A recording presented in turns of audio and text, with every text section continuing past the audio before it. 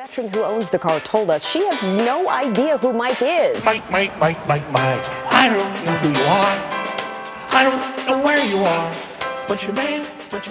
All right, let's watch this. Nationalism is better. We should have a coherent culture. Everyone should be a part of the same culture. Which, do you get to choose what the culture is? We already have a dominant culture. I mean, look, I got to be honest with you. Like, you and I have a fundamental disagreement. We will never see eye to eye on this. Hi, I'm Sam Seder, host of the Majority Report, and today I am surrounded by 20 conservatives. Why is their audio so dog shit? Why is the audio so bad?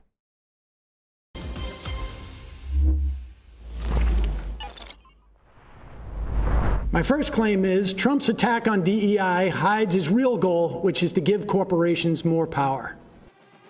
Of course that's true. Of course that's true. They're all scared. I legitimately say this. Self-harm is awful. Never, ever support it. But if I found myself running to a chair to do a debate, I would reflect on my life choices. Let's just. No worries. All right. I think I have a slight issue with the back end of the premise. I guess Trump's attacks on DEI being a real goal to, give corporations more power. I'd rather center the conversation around the democratic, especially as conservatives, the issues that people have with DEI and why I believe Trump would, want to support the issues that, people are voting for him for. I mean, I'm talking about his whole attack on DEI. It's actually DEIA, Sure. right? You know that. Right. In government agencies. The A being for accessibility. Right.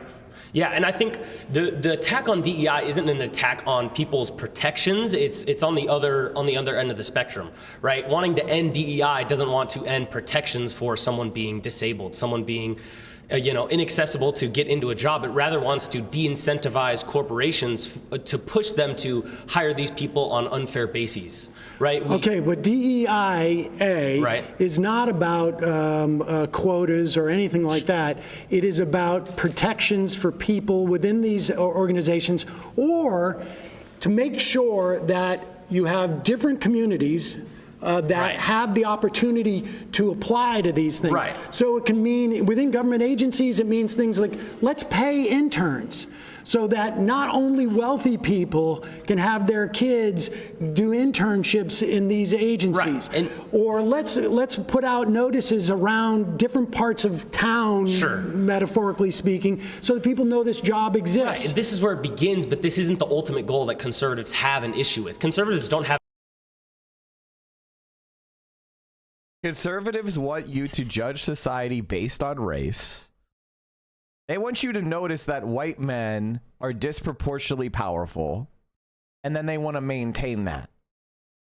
They want to ignore how it got that way, and then they want to maintain that. And if white people don't maintain their supremacist position, well, then now you're doing DEI, right? You want to ignore history. This is the essence of conservatism. Ignore history up until today, and then declare whatever's going on today is the natural outcome of the market and meritocracy, and then any effort to change how things are today is undermining fairness. That is the conservative argument in a nutshell. And the reason why they make that argument is they deploy the fallacious sense of self-interest in the audience of white men. They go to white men and they say, hey, if you let the left get their way, you're not going to be able to get in the same position your dad is. That's it. That's the essence of it in a nutshell. It is ultimately cynical, self-interested, ahistorical, and immoral.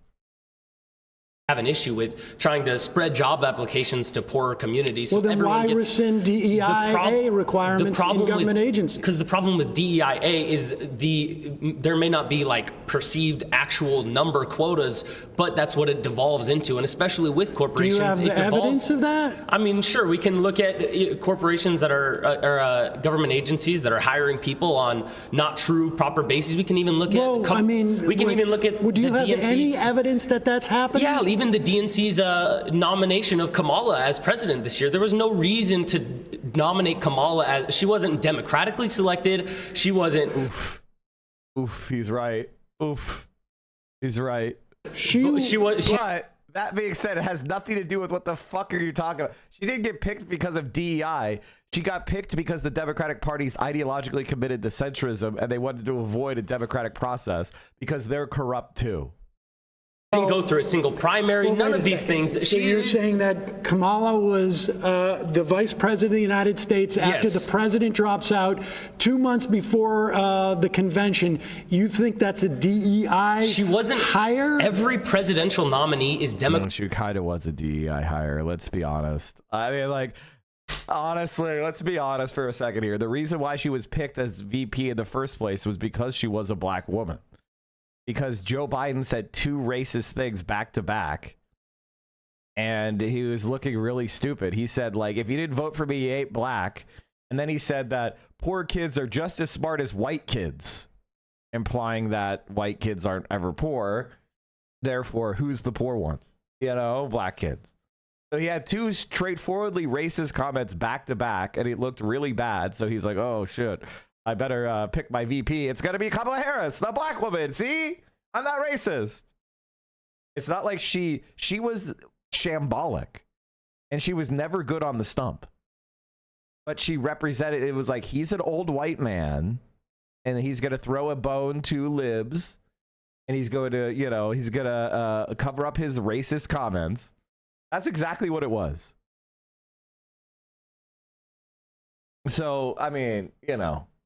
I think that's what people think of when they think of DEI, which is someone not given a job because of their qualifications, but given a job because of their, you know, immutable characteristics to make a cheap play for identity politics.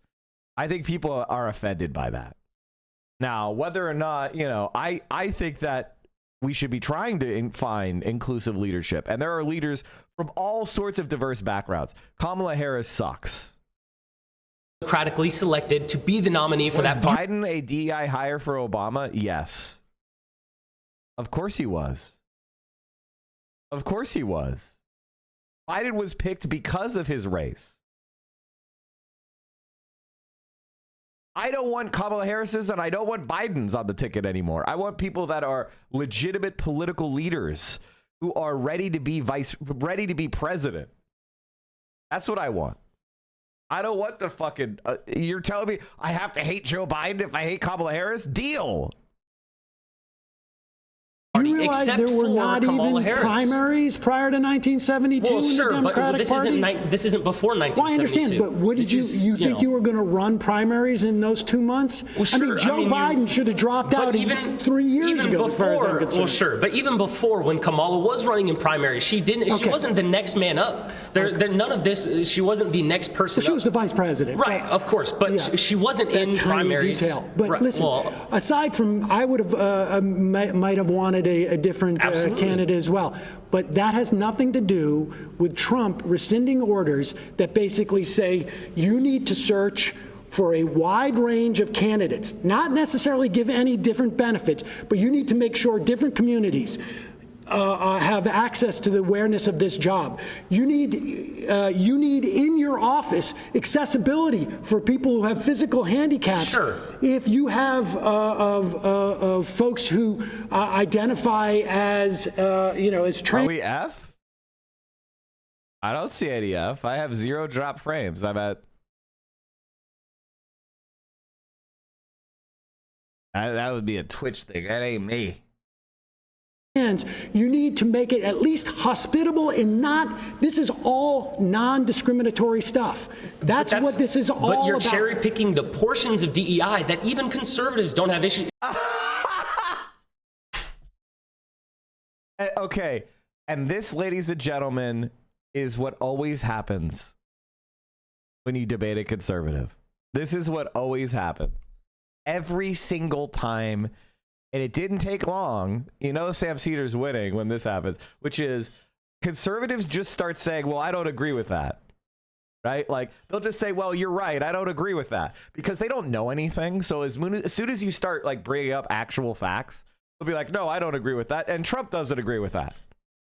Right? And you'll be like, yes, he does. They'll be like, no, he doesn't. And the debate is over. Because every single conservative, and most Americans in general, this happens with liberals as well, have just a mind palace. And they've just invented shit. And they live inside this mind palace. And the moment you start to compare their mind palace to reality, they shut down. They start going like, oh, no, I agree with that, so it must not be part of DEI. And it's like, actually, it is, you dumbass.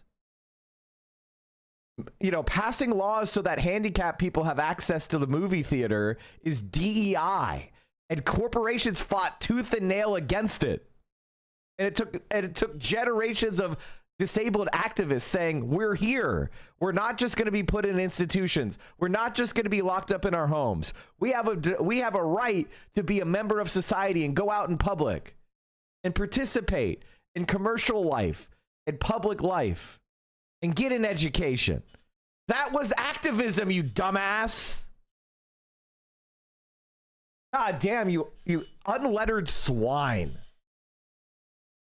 Conservatives don't have issues with making workplaces. The whole DEI apparatus within our government was a function of doing exactly what I said, had nothing to do with quotas. It is unfortunate that those things get taken out, and there might not have been specific numerical quotas. What else was he trying to take out with It's trying to take out people getting jobs that don't deserve those jobs. People getting pushed into positions they have no qualification. There is no evidence. There is evidence that people are being given jobs they don't deserve or they're not qualified for. It's called the veteran preference. In our federal laws, most of our federal employees are veterans, and they get a massive boost in their application. So there is one group of people who there are quotas for. There's one group of people that get massively boosted in federal employment and government employment. It's veterans.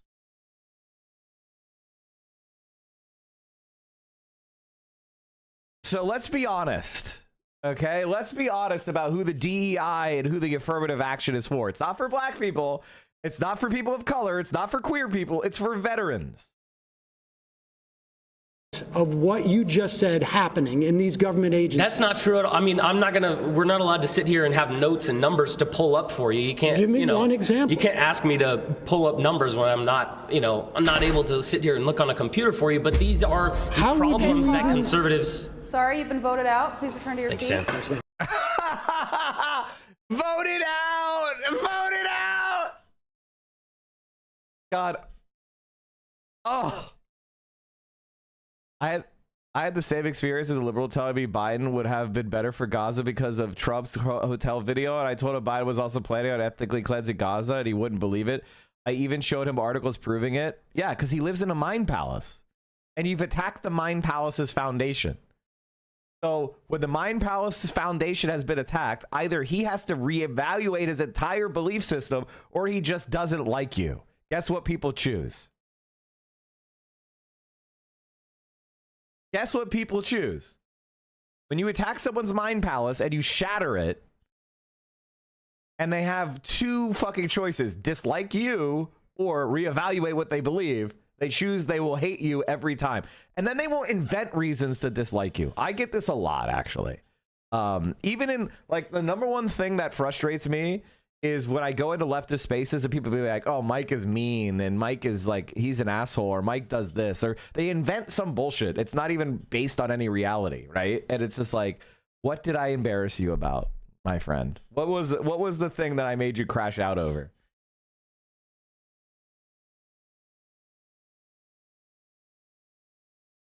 People fucking hate you at Hoscore. I really don't know why, but it's annoying. Oh, it's because basically I humiliated Vosh many years ago. And it really comes from that. Basically the fact that I didn't like Vosh. So a lot of the people have forgotten that's why. And like then they kind of like invented new shit. I mean, they just kind of, sometimes people say it's because I do drama, even though I do less drama than almost every other person. You know what I mean? Like, it's very odd. Hoscore doesn't like Vosh, but that's where it originally comes from. Basically, I was like, no, Vosh fucking sucks, and these people suck. You know, Bo of the Fifth Column sucks. Like, people that, like, they've dropped all the people that I said sucked, and it basically fundamentally agree with what I said now. But the anger they had toward me is still in there, and so they just invent a new reason.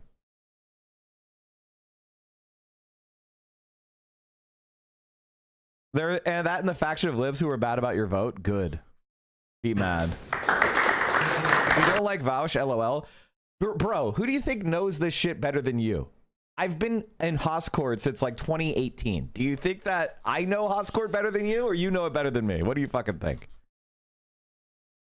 It's also the Edigermentum thing. Like, I really hated Edigermentum.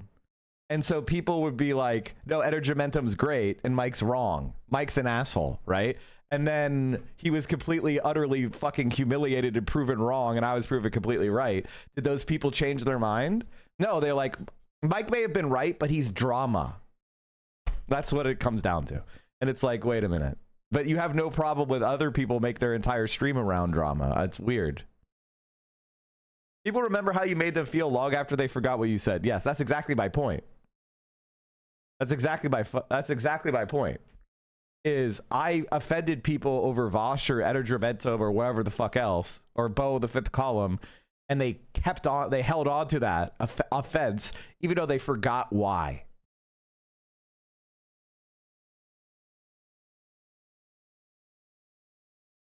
Whatever happened with Edigermentum? He's just bad at political analysis, and he's a liberal, and I don't like him because of that. It's really not that complicated. I think Hoscord hated you for hyping Fetterman too much. No, absolutely not.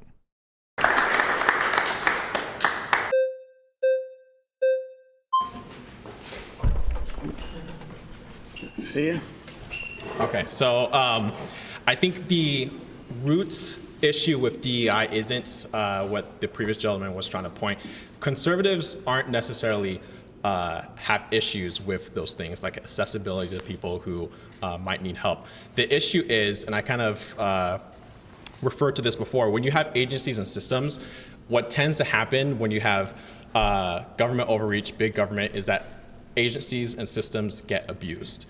And I think unequivocally, DEI was heavily abused in practice. It was great in theory. It's idealistic, which is sure is fine. Okay, this is just... Okay, this is like one of the situations that you'll get with conservatives a lot of the time as well, which is they'll do this thing where it's like, oh, it's great in theory, but not in practice. And you'll be like, okay, can you demonstrate how it was bad in practice? Please, can you explain it? And it'll take so long for them to get to the point.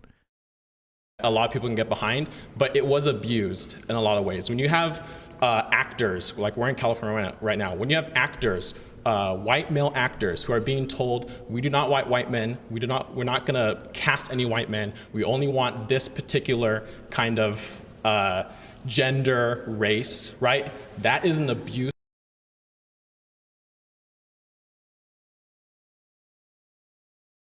of a system. It's no longer fair, but more about just perpetuating one aspect of, you know, visual compelling aspects. Because at the end of the day, what's going to happen is companies are going to say, well, we want to look the most diverse. Okay, well, and what that is it's moral grandstanding. It's saying because we have more black women, we're all right, so wait a minute. Okay, so this the example he uses is white men are not being cast in Hollywood. That's the example he's using. White men are not being cast in Hollywood. Am I getting that? Am I getting that right? What the fuck are you talking about, man? Macaulay Culkin's brother is winning Oscars. What the fuck are you talking about, man? What the fuck are you talking about, man? Timothée Chalamet is like one of the top people. Like, what the fuck are you talking about, man?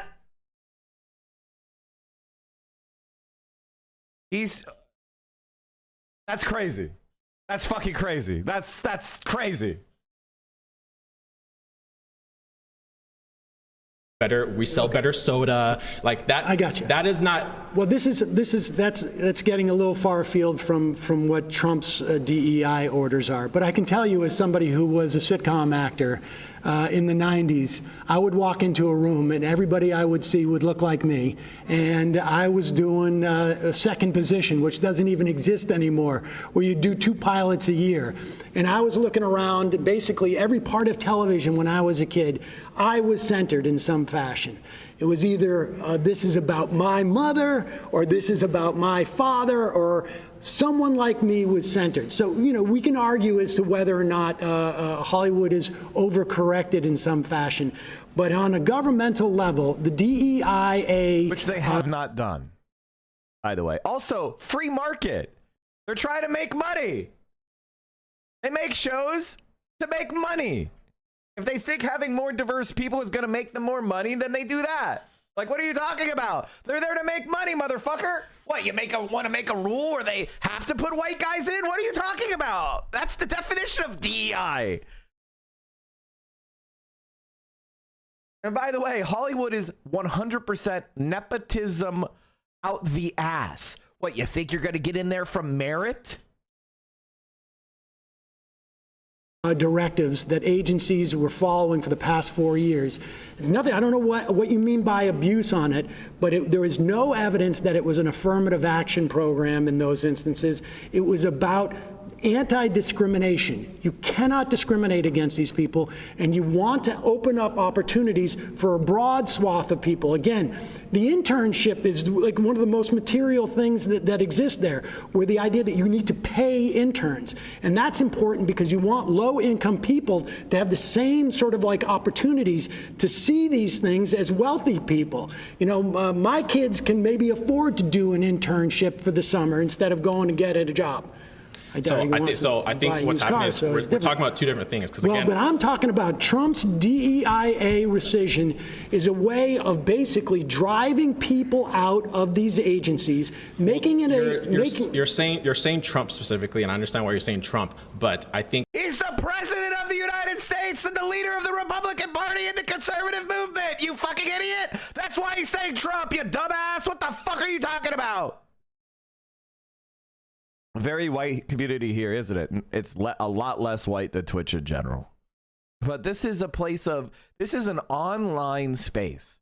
Of course, it's going to be whiter than the world as a whole, because to get into online spaces, you have to pass a certain, a few material bubbles. You know, you have to have enough money to have a computer or a smartphone. You have to have an internet connection.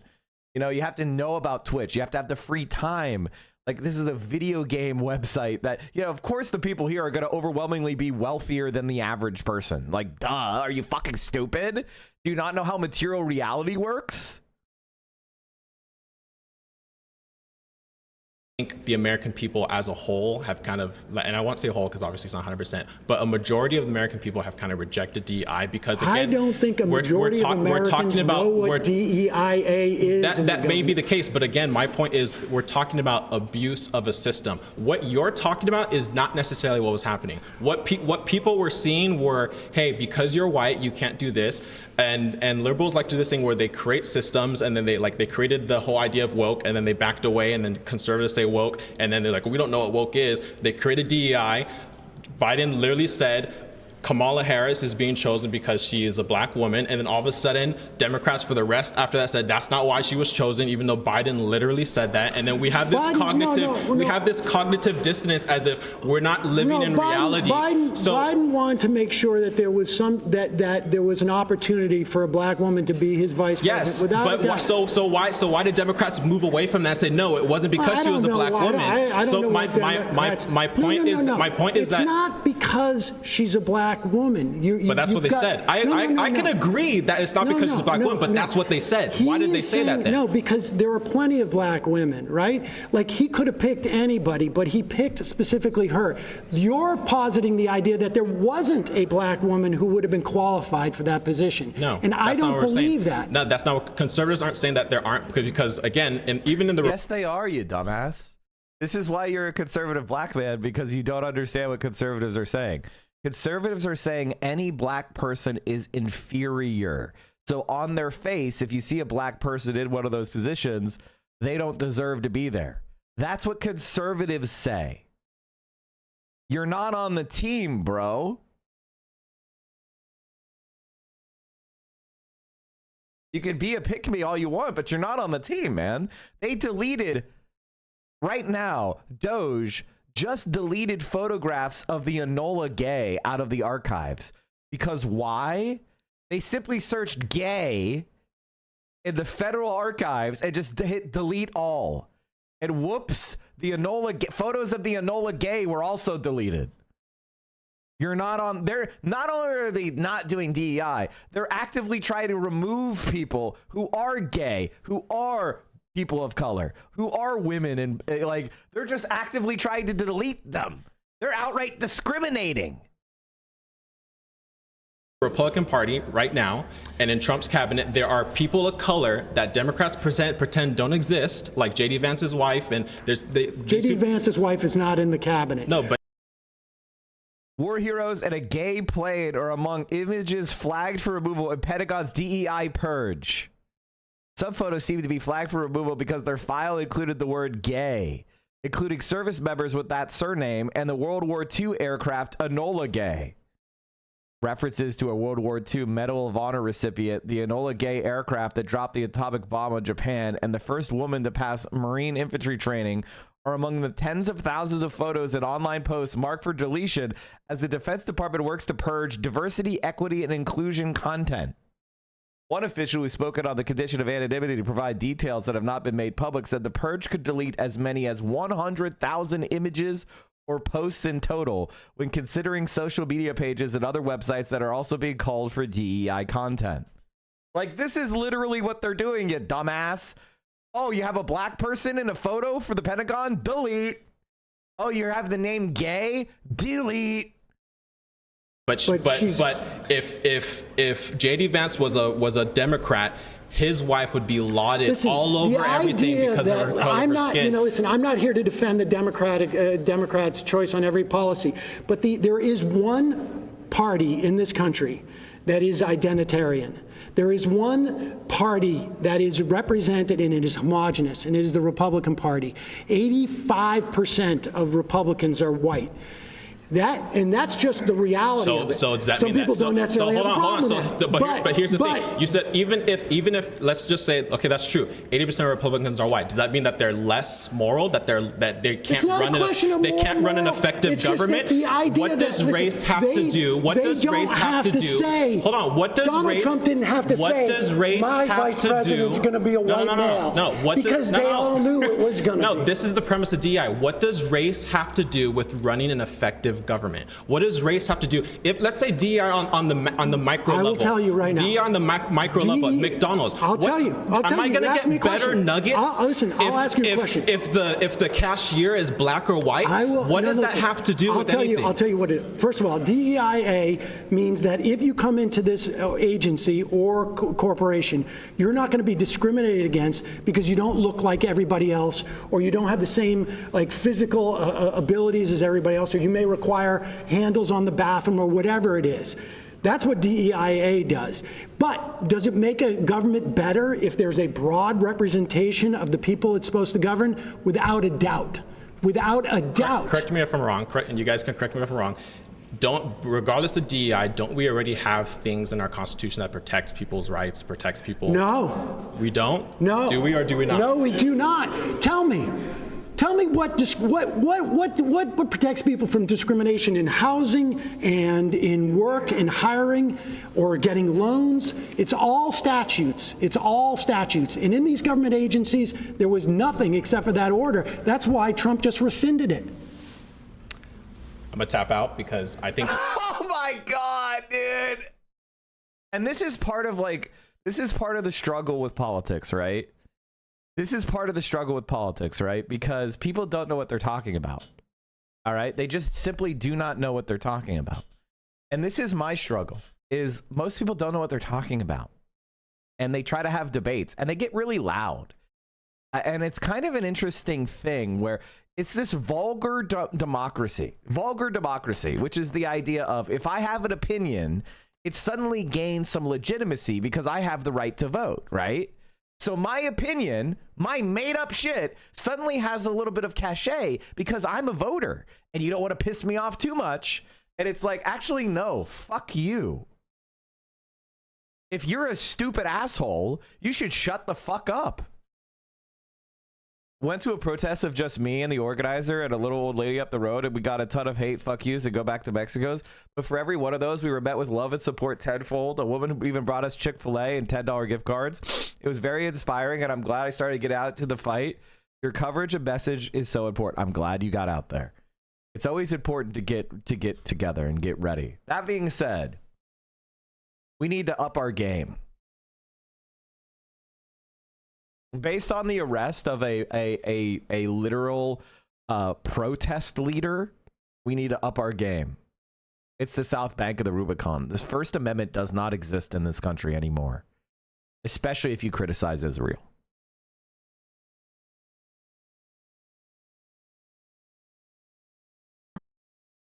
This guy spent his last retort screaming about McDonald's nuggets, then hits the I'm gonna tap out button. He got fucking owned, dude. Holy shit. The strain of anti-intellectualism has been a constant thread winding its way through our political and cultural life, nurtured by the false notion that democracy means that my ignorance is just as good as your knowledge. That's right.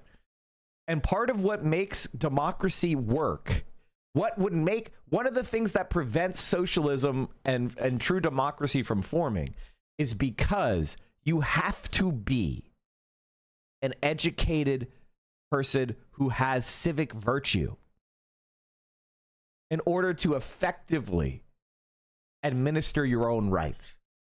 That's why we need things like public compulsory school. You need public compulsory education because we need to educate people. You are not born with all the knowledge you need to survive in a modern society. You are not. And so that is the crisis, is that conservatives are trying to dismantle that. Why are conservatives trying to dismantle public education again? Because they want to make you into peasants. They want you to become superstitious peasants without the knowledge, without the wherewithal to fight up for your own rights. Someone else. I think someone else has a better, can defend that point specifically better than me. All right, please return to your seat. Al Franken sucks. Fuck Al Franken, honestly.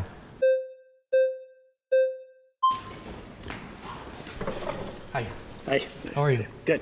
How you doing? Okay, when it comes to DEI, essentially, if a person was not racist, he would hire someone regardless. Okay, there you go, chat. I gotta say this. Like, this is what I was talking about. How are conservatives a caricature? Like, what the fuck? What the fuck is this? This motherfucker should be using he, they pronouns. Like, what is this? And he's on Jubilee now? What's going on here? This is crazy.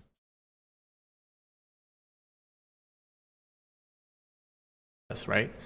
So why would we need a policy to LA protect conservatives, dude. a person if we've moved past racism? So would you consider yourself racist? Wait, are you suggesting we've moved past racism? Would you consider yourself racist? I consider myself, and sometimes I think we all practice like some form of, white supremacy. I think actually like we all do to some degree. Well, I'm glad that you're saying that. So I guess going to the LGBT topic, it seems like it's very prevalent for you as an issue. It seems like a big issue. I mean, the Republican Party spent literally hundreds of millions of dollars demonizing trans people. Well, the reason why they've done something like that, and I think you're misconstruing the narrative, they haven't demonized them. They simply misconstruing, you illiterate, innumerate fuck. I hate these people. I legitimately hate these people, and I've hated them for years. Okay, what are you misconstruing? What the fuck is this? Is it gonna pop out of your toaster? Like, what is misconstruing? What the fuck are you talking about? I've said this for a long time, and this has always been my take. You don't hate conservatives enough. Okay? You don't hate conservatives enough.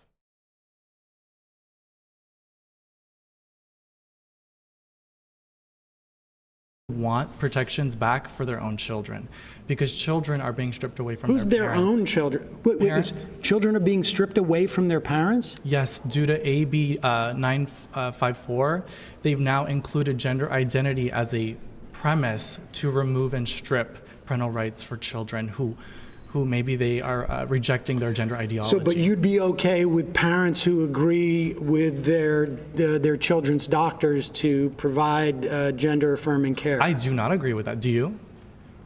I believe that parents and doctors can make those decisions with the kids, If of course. a child can't smoke, drink, or have sex before the age of 18, they should not be able to consent to a sex change.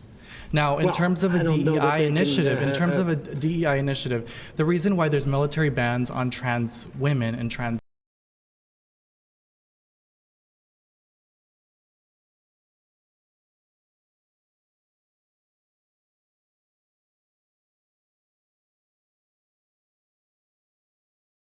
So, chat, do you understand, like, this is kind of the essence of conservatism, right? Because it's not an investigation of what the science says, right? It's not an investigation of what the evidence says. It's not a medically, when we're talking about gender transition and we're talking about gender affirming care, this is something that comes from the medical field, and it is about reducing harm, right? Like, we find that gender affirming care massively reduces suicidality of people who are transgender, right? And this is an emerging area of medical practice. But you know what I support? I support what is medically considered to be the appropriate approach. And I believe that is how we should be deriving our opinions on this, which is I have a bias toward people having control of their, self-autonomy, self-expression. And yes, that does include teenagers. I don't think teenagers are the property of their parents up until the age of 18. I think they have some autonomy. I think they have the ability to understand some of these, the implications of some of these things. And I think that doctors and parents and children should be able to make decisions about their own body. For example, children can get tattoos with parental consent. Children can get boob jobs with parental consent. There's far more boob jobs going to cis girls under the age of 18 than there is gender affirming care for, transgender people in this country. There's way more nose jobs. There's way more piercings. Let's stop for a second here, okay?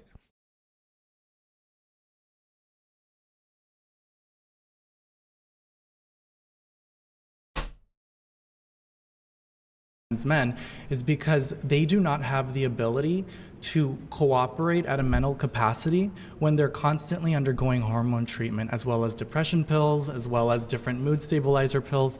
And so when you go out to combat, do you really think you're going to bring an ice cooler pack with your whether that be hormone estrogen or whatever it may be, while you're about to shoot someone of the opposing Okay, first of all, this is childlike stupidity. Childlike stupidity. The first is, being trans doesn't necessarily mean you have to have a certain type of refrigerated hormone, number one. That's just number one. Number two, there are a lot of different roles in the Pentagon and in the military. Not every job in the military is frontline combat. Okay? That's number two. Number three, dumb fuck. There are plenty of conditions that require a maintenance amount of pills that people are allowed to, be in combat arms. Like, you're just discriminating against people. If they can effectually do the job, they should be permitted to do the job. It's not very complicated. Child brain. The executive orders that Trump gave were DEIA orders that had to do with agencies that have nothing to do with the military. Yes, they do. Yes, they absolutely do. The FDA, they just revoked the ability of the Air Force to teach Air Force members about the Tuskegee Airmen. Well, what are we talking about here? Okay, well, honestly, like, they're rewriting history. Well, that's your perspective, right? But at the end of the day, if a person... Postmodern conservatism. This is what this is. This is called postmodern conservatism. Postmodern conservatism is basically the idea that I don't actually believe in anything. It's all about our perspective. Your perspective is that the Tuskegee Airmen existed. My perspective is that they aren't. They don't exist. And the truth is whatever the majority of people believe. Now, I don't believe in that. I believe the question of whether the Tuskegee Airmen existed is a factual question for which we can look at empirical reality to find out. We can go back and we can look for evidence to prove it or not prove it. The Tuskegee Airmen either existed or they didn't. But the conservative says it's whatever the consensus says. This is Orwellian. This is batshit fucking crazy talk. And this, by the way, this nihilism that this conservative is expressing, I want you to understand something, chat, that this is basically the philosophic equivalent of cyanide. Any society that imbibes this kind of pablum as their organizing political principle will kill itself. And you can see what's happening to America. America is committing suicide. America is in political collapse because these are the people in charge. Tuskegee Airmen, we can all agree, existed, right? Just listen to this. If you were Wait, racist, he's not answering the question. Did they exist or not? Right, and you were an employer, and if you wanted to absolutely be racist and exercise that, you would. I think DEI sort of prevents people from seeing the reality. If a person, so wait a minute. Again, every single thing a conservative says is so fucking stupid. Every single thing a conservative says is so fucking stupid, and it's every time. The idea that, oh, a boss, if you really want to be racist, you can be racist, and there's nothing we can do about it, then what are you bitching about then? Because you know these things are actually effective. We can see things like support for interracial marriage go up. We can see economically changes. This is, there's a video at Innuendo Studios, which is called I Hate Mondays. And it specifically addresses this conservative argument. And basically what I Hate Mondays means is that there are some things that are bad and bad things exist and we can't get around them. No matter how you set up the week, if you have days off and you have days where you work, there's going to be a first day of work in the week. So you can't avoid getting around a Monday, right? There's always going to be a Monday. And this logic is the most important belief for conservatives. Now, what is my counter argument to that? The answer is yes, there will always be a Monday. That's true. Bad things do happen, right? We can't make all bad things go away, but we can make a lot less bad things happen. We may not be able to stop. I'll give you an example. We may not be able to stop all gun violence, but when you engage in certain types of gun control, you get less gun violence. So it's worth doing that gun control to reduce that gun violence. You may not stop everybody from overdosing on opioids, but if you have, Narcan widely available, you can reduce the number of people who die from overdoses, right? So overdoses are still going to exist, but we can reduce the amount of harm through policy. Conservatives object to that. Conservatives think you can't stop all gun violence. Gun control doesn't work. You can't stop all overdoses. We shouldn't, spend money on Narcan, because if you have an overdose, you deserve to have an overdose. That's how conservatives think. And with that logic is taken to its extreme, you will live in a hell world, because we can never fix everything. We can never stop all diseases. Vaccines don't work 100% of the time, then I don't want to take a vaccine. That leads to more harm, more death, more destruction. And that's the logic this guy is spreading. That's why he's so fucking dangerous. Person truly wanted to hire you based on your intellect, based on your skill set, they would. DEI essentially provides tax cuts for the end of the year. When you create your tax returns, they give you a tax credit. What the fuck is he talking about? What the fuck is he talking about? I have never heard of this tax cut. I do my taxes all the time. I hire women. What is the DEI tax cut? Somebody tell me. What the fuck is this? I would love to. I would love to pay less taxes. Somebody tell me about this. For hiring someone who is black or a person of color.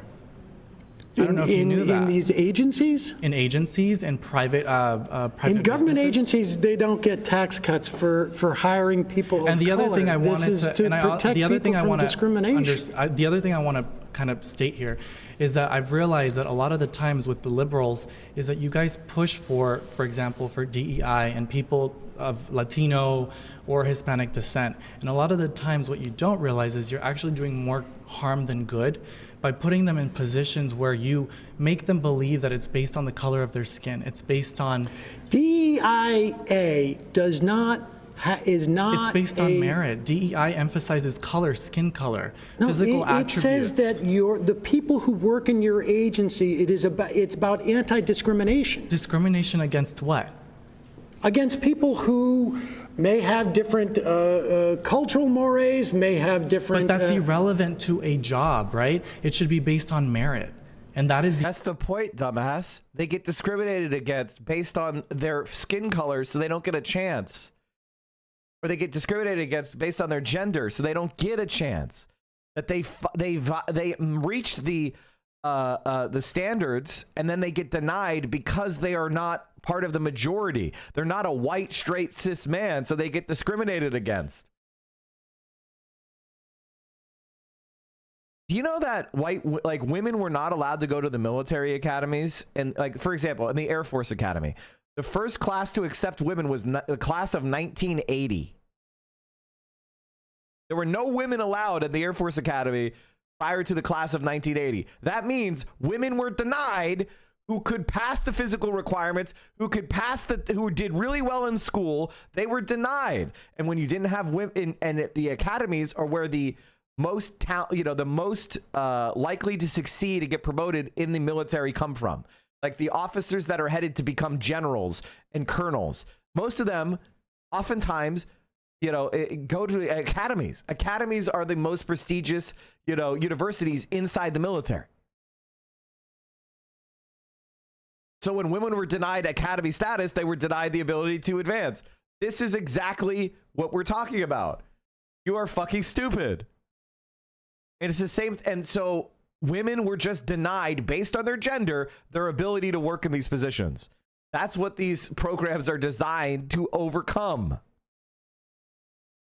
The emphasis People here. get hired as a merit, but if the Not DEI, if you get a if the tax DEI, I'm talking about Trump's rescission of If these you orders received a on tax these cut agencies. as an employer, wouldn't you hire a person of color? Dude, If you could pay them less? listen, we're talking about government agencies that do not get tax cuts. They don't. Government agencies. They don't. No, Yes, these are. they do. They absolutely do. I'm talking about Every parts of- private and public sector gets tax cuts when you hire a person of color. Government agencies don't pay taxes. Government agencies operate on, are funded by the government. That is not true. That is not true.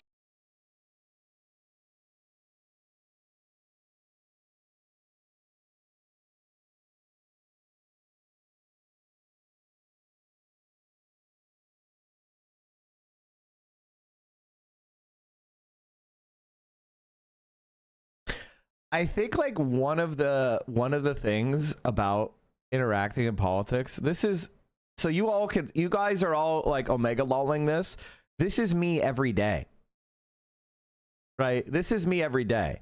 People come in and reply to me dumbass shit, and this is what my brain is undergoing. People will be like, they'll just turbo stupidity 24/7. They've never read a book, and then they'll just comment on shit. They'll be like, I can't believe you're against NATO, Mike. NATO is a defensive alliance to protect our freedom.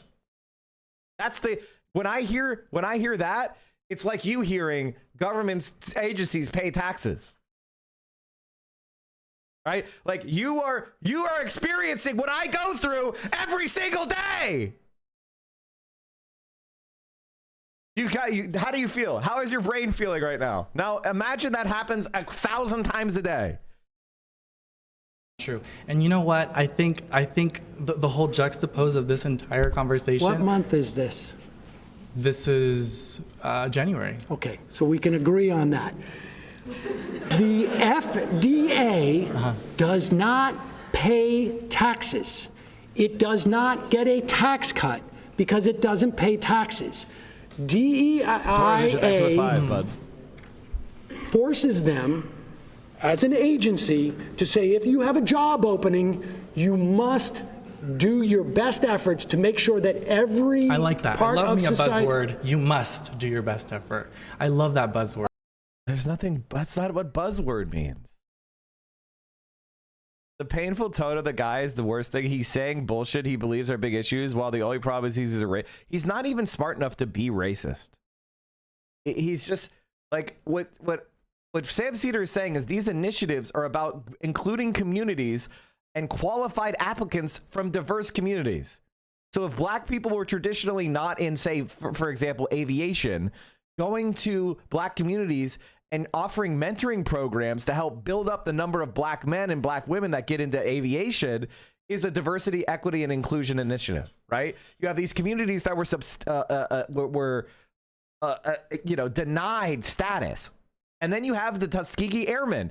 And then you set up the Tuskegee Airmen Association to go out into black communities and teach black kids about how, the proud tradition of the Tuskegee Airmen in aviation so that they want to become pilots because they see other black people have succeeded and that they could be a part of this. An amazing opportunity. That is a DEI initiative. Why are you against that? You're only against that if you hate black people. And you don't want them in positions of authority because you're a racist. That's what you are fighting against. It's not very complicated. Okay, pause. Because you feel like you have to, you're pressured Pause. to. Yes. You shouldn't be pressured to hire someone based on skin color. No, not to hire someone on skin color, but put up notice about that the job exists. Make sure that you put it in different communities so that you have as wide an application pool as possible. And therefore you get All tax right. cuts. All right, return At to your the seat. end of the year when you file taxes, you get a tax cut for hiring someone who speaks Please a different return to your language or seat. different skin color. I don't know how to respond to that.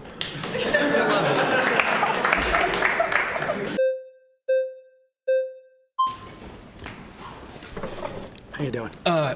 So I want a little bit more clarification because I don't even know if we got it yet on which part benefits corporations? Like, from your perspective. So agencies, the U.S. government agencies, the vast majority. Okay, I think I know what this guy is trying to talk about. He's talking about the work opportunity tax credit. This doesn't include race.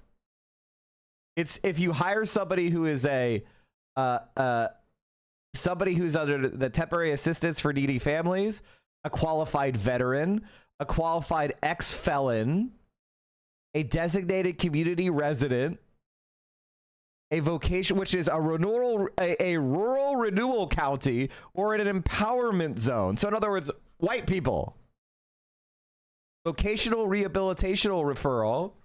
A person who has a physical or mental disability has been referred to the employer while receiving or upon a completion of rehabilitative services. A qualified summer youth employee. A qualified supplemental nutritional assistance program benefit recipient. A qualified supplemental security income recipient. A long-term family assistance recipient. Or a qualified long-term unemployment recipient. This isn't race. This is helping people who have hard times getting jobs get jobs. And it's a lot of this is hiring white people. And by the way, it doesn't apply to the government because government doesn't pay taxes. The guy's just stupid. Of them. What they function to do is inhibit corporations from essentially externalizing their costs onto society. Sure. So the example would be, I used it before, but it's a good one. I'm making Teflon, C8, for instance, okay? And C8 is supposed to be burned because instead of deposited because it's a forever chemical. And I can go out and instead of burning it, it's too expensive to burn it, I'm going to dump it into a river. And the EPA comes in and says, you can't do that. We're going to fine you. You're not allowed to do this. But what the company is doing when they do that is they're going to take the profits that come with lowering their costs by dumping it into the river.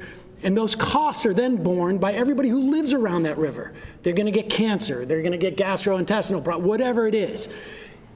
And society bears the cost of that. Can you connect the dots for me, though? Because it sounds like we're talking about something completely different. And so the DEIA stuff is just the beginning of demoralizing these agencies and trying to wreck them from the inside. It's all part of Russell Votes thing, the OMB, the whole Schedule F, where they get rid of civil servants and they demoralize people and they don't want them to be able to function. So then would you agree if this is about demoralizing?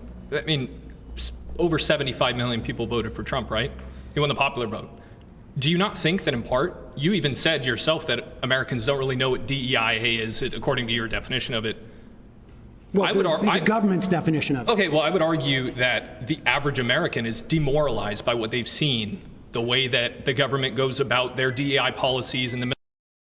Okay, this is the essence of what this. Okay, so here is the essence of why Donald Trump won. And he's correct. The average American is demoralized. And they're just striking out without much thought. And they voted for Donald Trump because he's the type of guy who pisses off the people that are the elites in their mind. He's kind of funny. He pisses off all the hoity-toity elites. And they're throwing a Molotov cocktail into Washington, D.C. because they're tired of how it just takes their money in taxes and never helps them. That is the essence of why they won. He's right about that. But the reality is actually advocating for Donald Trump is idiocy. The guy's a fucking moron and he's going to make things worse, dummy. Military and other organizations, not just the military. Please return to your seat. Okay. Hey, before we go any further, we want to take a moment to say thanks so much to Straight Arrow News by clicking. A billionaire, a religious fundamentalist, or a xenophobic nationalist, voting for Trump was a mistake. I mean, obviously true. Obviously true. Okay, so let's tackle one aspect: religious fundamentalists. What benefit? Wait, is this guy back again, or is this or am I just hallucinating when I see religious fundamentalist get? And also, can you define what is a religious fundamentalist? And maybe you could say more. Oh my Jesus Christ. It's not complicated, man. It's not complicated. It's a very simple phrase. Religious fundamentalists. People that hew to a reactionary interpretation of their religion, which supposedly returns to an ancient interpretation and strict and adherence to the religious texts, an ancient interpretation that oftentimes doesn't actually exist, but is being proffered as a reaction to the liberalization of doctrines or the modernization of doctrines. It is a desire to return to a previous status quo in the religious practice. That's a religious fundamentalist, okay? Oftentimes, the return that they're trying to do never existed in the first place. Like a Christian nationalist, okay. In this instance, but things like the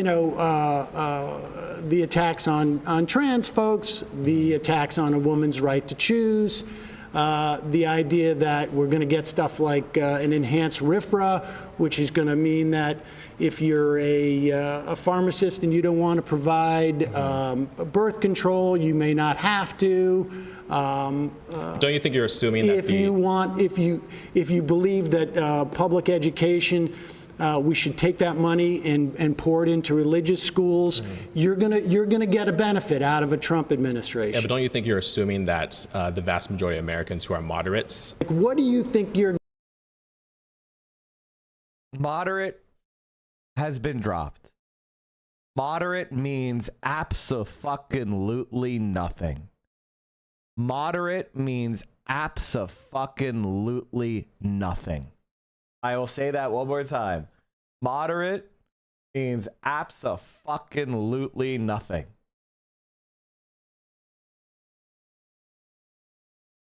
Moderate voters are all over the ideological map, ideological position of eligible voters who self-identified as moderate.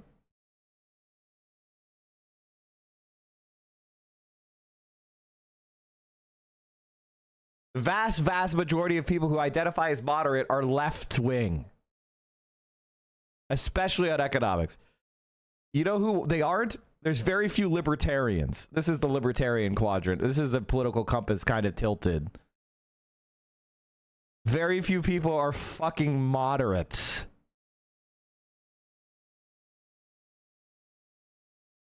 They don't know what it means. They just call themselves moderate. They don't know what the fuck they're talking about. You're going to get out of the Trump administration? Economic relief. That was what kind of economic relief? They're going to cut Social Security. You're going to have to pay for your parents. They're going to cut when they go after the agencies like they're going after, right? This is outlined in Project 2025. Russ Vought, who's going to be the OMB head, he was the OMB head the first time around. He wrote all the book on this stuff. Okay, well, you bring up Project 2025. When you cut agencies and go after them, and you fire all the inspector generals so that they're not being able to make sure that the agencies are working, who do you think profits from that? It's corporations. They're going to go after agencies that make sure your food is not full of botulism, that your air is not full of mercury, that your water is not full of C8. This is what they're going to do. Agencies exist to curb corporations from externalizing their costs and privatizing their profits. So it may be cheaper for a company to dump their chemicals into a river than it is for them to dispose of it in a safe way. And so they get the profits from that, but the costs are borne by society. They're borne by society in the form of, like, people get cancer. They're borne by society in terms of, like, we've got to do the cleanup. That's what agencies do. Pause. You've been voted out by the majority. Please return to your seat. That's good.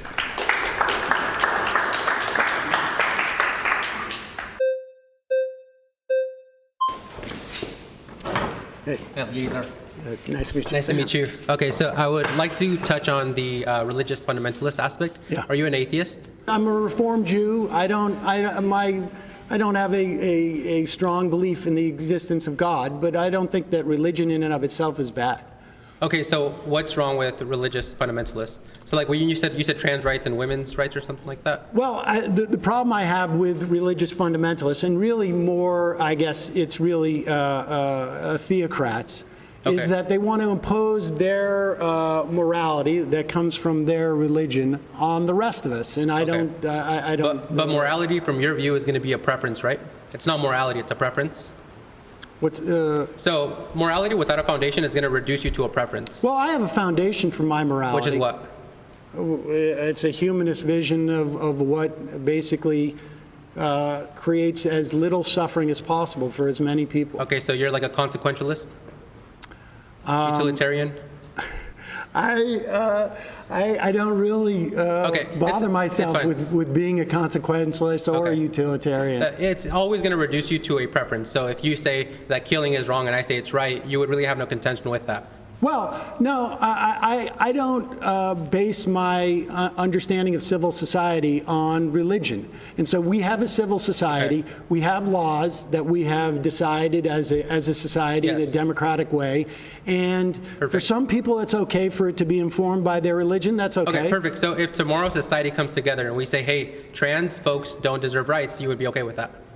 No, I would be against it, but I mean it would be morally right under your not view. Morally right. No. I'm not talking about morals. Okay, here. so here's where I'm getting to, right? Religious foundations provide an ethical framework for one to live their life off. Why one religion over another? Right? Like why one arbitrary religion over another? And by the way, you use the example of killing. You can't be serious with Christian religion and saying killing is bad, right? Or Judaism and saying killing is bad. Like, what are you talking about?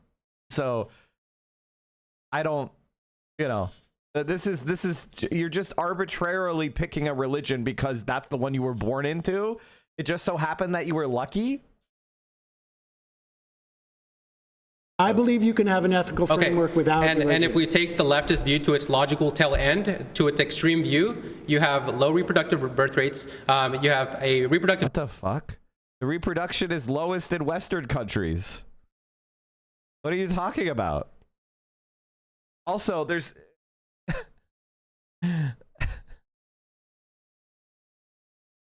What are you talking about, man?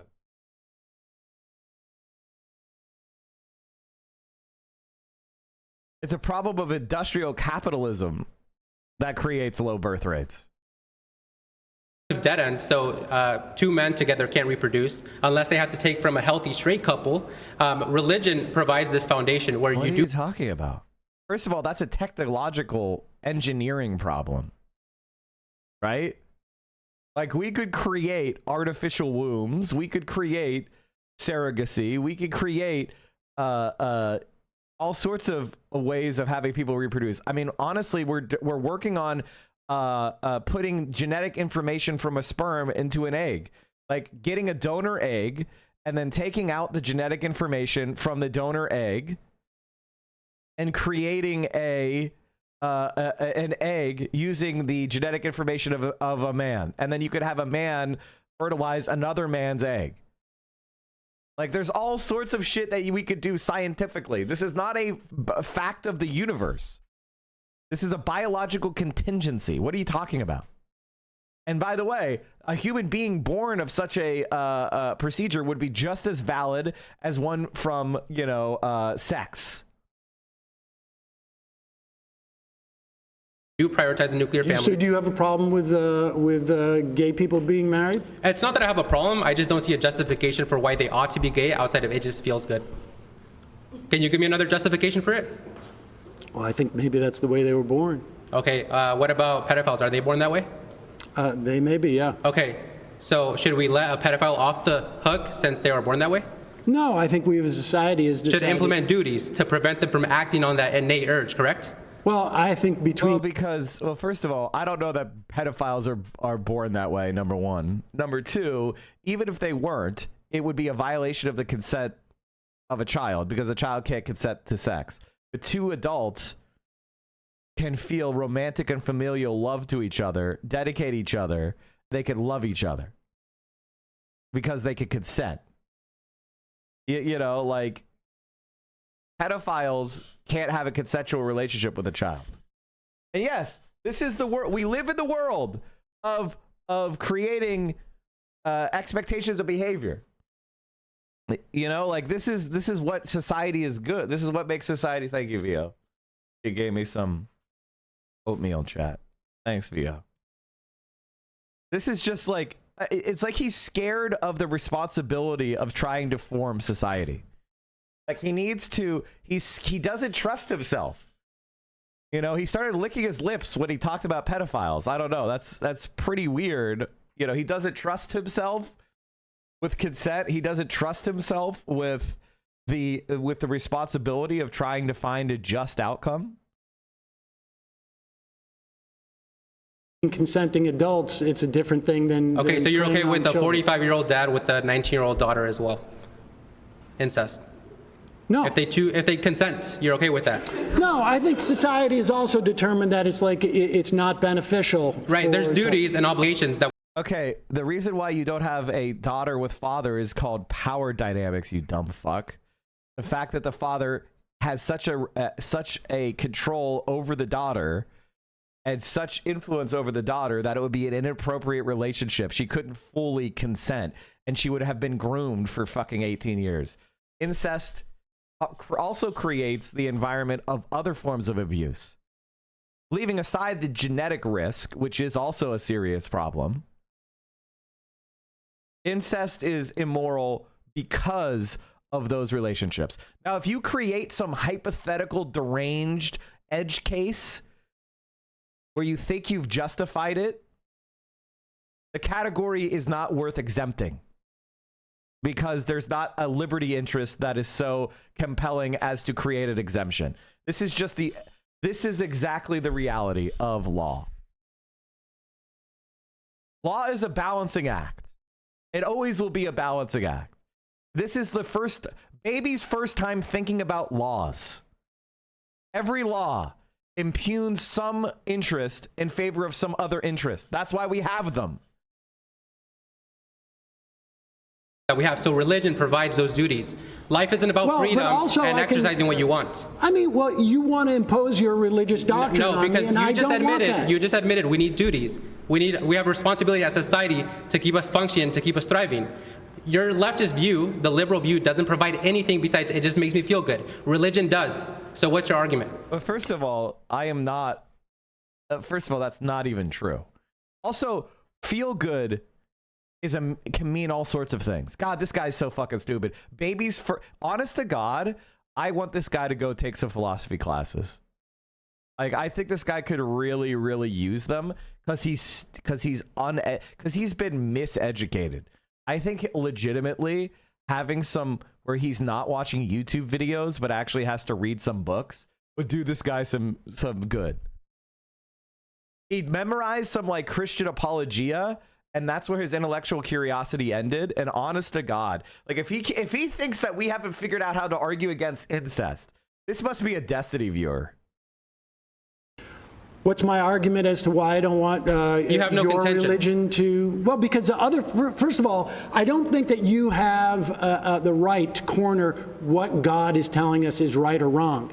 And there are differences between religions. And so my argument is, you know, like you're not going to keep halal or kosher, right? I mean, I don't believe that someone has a corner on religious truth. And the reason why we have a democracy is because we didn't want a king. And the kings came from the idea that their God said that they're the ones who's supposed to be king.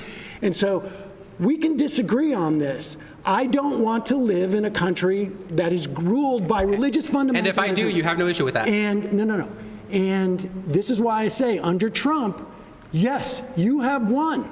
Yes. You have a Only bunch male of Christian. and female. You're right. You have a Christian nationalist, yes. and which is necessary. And so I concede the point that under Trump, your Christian nationalism has gained an advantage under this. Sorry, we're going to have more kids. We're going to have less abortions. We're going to have more family. We're going to have stable family households. Sorry about better education. gay people should be outlawed. They should be straight. They should be straight. Women should be secondary to their husbands. Women should submit to the husbands. Women that doesn't should mean submit to the that doesn't mean they are husbands. slaves. Right, It doesn't mean they are slaves. It means they are protected. Okay, let me ask you then. Let me ask you. No. Should women be drafted? Should women be drafted? Listen, I think if they're equal, should they be drafted? I think this is the vision that you have, and I think Trump supports it. Yes. I think the Christian nationalists he has throughout his government are all going to work towards your vision. Yes. And my hope is that when people look at this, they say, hey, wait a second. I don't want my life to be dictated by the notion of a Christian nationalist prescription. Now, you may win out. I mean, certainly, like if you look at a country like Iran, they have a theocracy there, and apparently that's good for them if they want it. My final point is whenever but I don't want to live in a theocracy. My final point is whenever we see people live out Christian values to its full extent, we see a great society. When we see people deviate from that, that's where all the problems arise. All right, I think you are at home in the Trump. Trump Thank you very much. You've been voted out. Please return to your seat.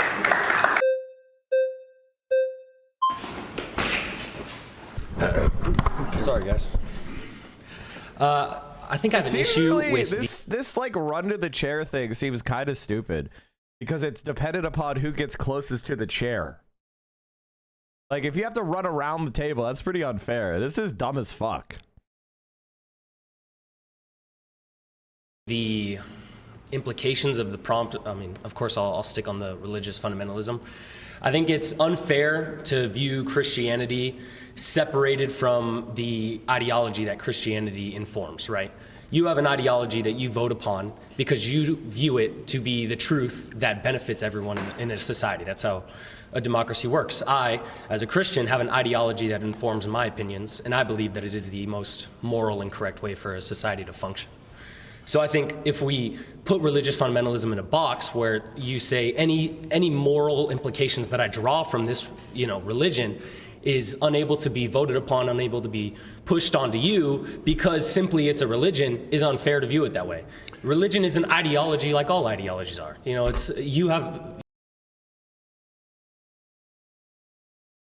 He's dumb as fuck. Like, legitimately, what can you even say to these people? They're so stupid. How do you even... Like, honestly, it's good to watch this because talking to conservatives is a painful experience every time. And this is the kind of like random gish gallopy vile just pablum that they spew up that doesn't even have coherence. There's nothing coherent about what he's saying. Oh, religion is like an ideology like any other religion. First of all, Christianity is a meaningless phrase. I want you to understand that, chat. There are so many sects of Christianity which believe completely opposite things on every major point. There are some sects of Christianity which believe that everybody should be a nudist and we should go back to Adam and Eve, where we celebrate Jesus by rejecting modern society's corruption. They're called Adamites. There's sects of Christianity that believe that Mormonism is not Christianity. That sect is called the Catholic Church. You have evangelical Christians who believe that what you do in the world doesn't matter for your soul. Other sects of Christianity believe you have to do good works. You have to follow Jesus's teachings in reality, in the world. You have to tend to the sick and feed the hungry and clothe the naked, etc.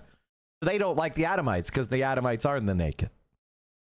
You vote away. I don't mind you. I don't dispute the idea that you could have a religious ideology and want to see it imposed upon others, and it's not inconsistent with my claim. My claim is that Donald Trump is ushering in an element of Christian theocracy that I can't remember his name, and you may be excited about, but I'm not excited about it. I don't think the vast majority majority of Americans are, but maybe I'm wrong. Right. I mean, I don't think this country was set up to be a theocracy, Sure. and I find it problematic that it will be, but Right. others will be happy about it. I think it's unfair as well to label any that comes from religion inherently immediately theocratic. Like having a theocracy is something different than having. I think love thy neighbor is a good precept, Right. and I don't know that we should necessarily legislate it, but I think it's a good precept. Cool. I think there are things from religion that are good. Yeah. I interviewed Desmond Tutu years ago, who said that religion can be.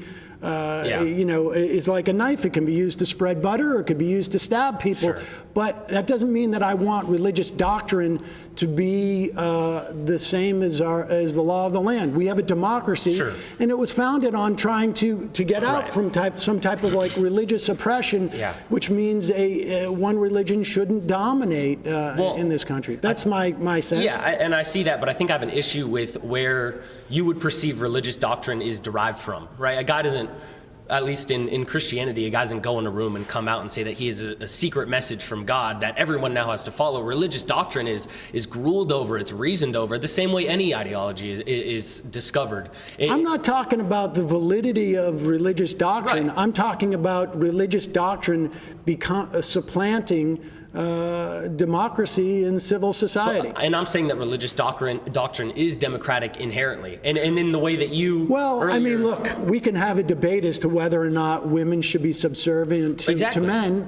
Right. I don't think they should be, Right. and in a democracy, I don't think it's healthy. Right, but when you said earlier with him that someone shouldn't have I don't know the exact word, like a chokehold on what is, religious truth and what isn't religious truth, that's not how religious truth itself works, and that's not how religious truth is. That's what you guys want.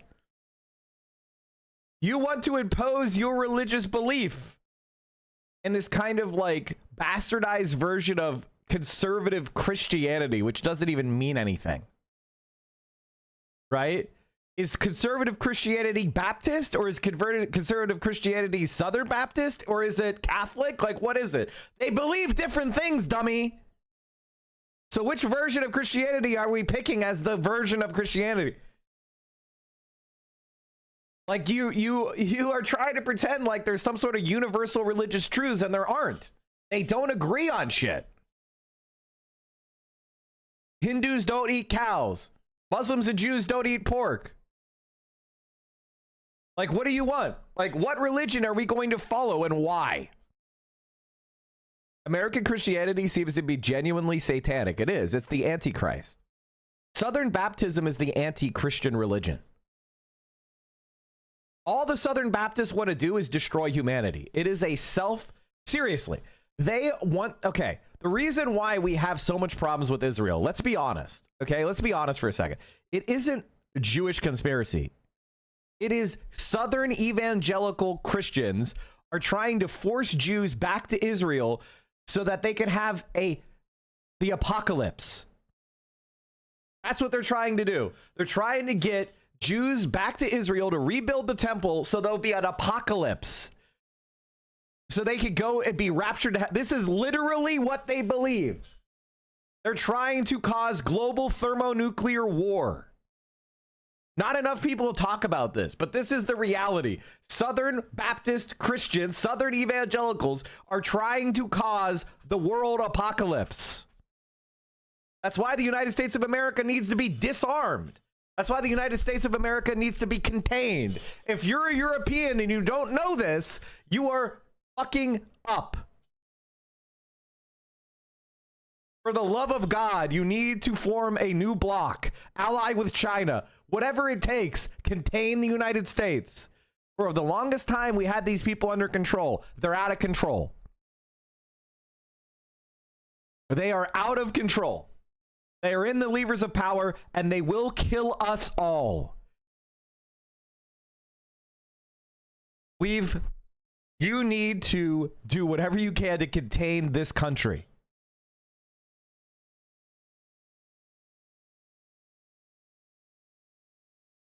is brought to the political table to have that work either, right? I don't know. When Pete Hegseth is in a bar yelling, we're going to kill all Muslims. Well, that's, yeah. But now he's in charge of the largest military in the history of the world.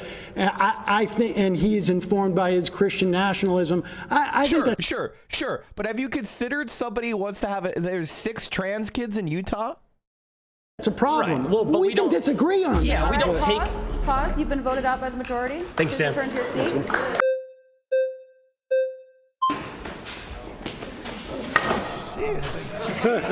Okay, so Eleazar mentioned his views on gay marriage, and I saw that you believe that essentially conservatives don't believe that gay marriage should be allowed. I want to ask everybody in this room, is there any law or legislation that Donald Trump has passed to prohibit same-sex marriage in the last 4 years? Okay. Is there anyone in here who would potentially oppose 2 people kissing in public that are of the same sex? You could raise your hand if you want.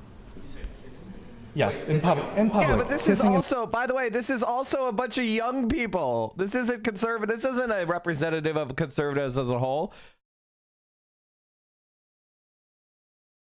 Why is this guy back? There's 20 people here. Why is this guy back again? Can we get somebody else to speak? In public. No law against it. Just your own opinion. Okay, so these are all people's opinions, right? The same way you have your opinions about Christians is the same way these people are allowed. No, I don't have a problem with Christians. Well, you do not believe that theology should be at its we should not have a theocracy. Correct. And so what I'm saying, that's not an opposition to Christianity, you dumb, illiterate fuck. Why did they pick this guy to represent them? He's dumb. Do you think Elon shut down Twitter while Tesla stocks plummet? I don't know what happened then. Is I think that Christianity, I'm a Catholic, I think that Christianity is, fundamentally very important to instill family values in myself as well as every person who wants to have children. Now let's talk about... I'm okay with that too. Let's talk about Order 14,166. That is an executive order that Donald Trump just imposed on identifying what is male and female. So I personally believe, as well as many transsexuals, friends of mine believe that a woman is a biological female, as well as a man being a biological male. You are assigned what you are at birth. You are not assigned your gender later on. What you choose to express is something that is similar to wearing a garment, similar to what you decide to put on your face. And I don't think there should be laws or legislations dictating people or imposing laws to manipulate children, for example, to castrate their bodies at such a young age.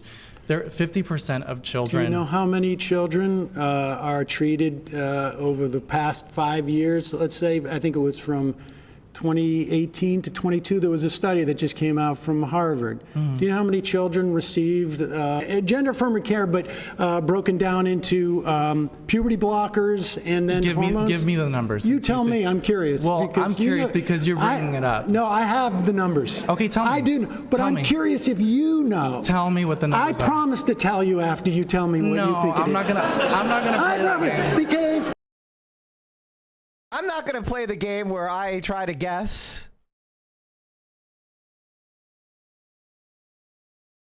I have a feeling we're not playing this game. No, I am playing this game because Why? I think you think it's much higher. When you tell me that kids are being castrated, I know you don't really know what these numbers are. And I do know these numbers. Okay, well, I can tell you this much. What? It was reported that scientifically every single child who has received gender-affirming care, about roughly 50% of them regret it. And 50% of them are suicidal because of it. They're actually more depressed because of it. How many of those kids? How many? A psychologist, How by the many way. over the course of 5 years? Well, tell me. You tell me. Tell me. Just give I me know a what you're trying to ballpark. do. You're trying to put me in this chokehold of like, No, I'm I not trying to gotcha put you in a moment. choke. No, this is definitely a gotcha moment because I'm suggesting to you that you think this problem is much bigger than it is. It is a huge problem. Okay. Medi-Cal, you know, Medi-Cal covers inmate trans women. I understand that, yes. And I know one person has had that surgery. I don't understand how my taxes should go for an inmate prison. So one person in a city, in a state of 50 million people, one person. I'm sorry, 40 million people. A state with 40 million people, one person, and I'm supposed to care? Meanwhile, you're fucking destroying Social Security, which keeps 3/4 of fucking old people out of poverty. This is unbelievable. Like, this is the thing. He's starting to scream because he knows he's a dumbass. Who wants to transition? Well, I think because we got to do health care for prisoners, and you don't consider it real health care. But Gavin Newsom has imposed $2.6 billion it's in 900 kids over 5 years. That is a lot of children. Puberty blockers. That is a lot of children. 900 kids over 547 just passed, including gender identity. Gender identity. All right. You got to make this guy stop talking. The thing is, if I were Sam Seder, like Sam is doing some bangers here, but the guy's talking over him. So here's what I would suggest if I was Sam. If I was Sam, I would say, hey, I'm going to give you 30 seconds and then I'm going to respond. If you interrupt me, I'm going to replace those glasses of yours. You look like the fucking secretary from Ghostbusters. So just sit down, shut the fuck up, and we'll both get our points out.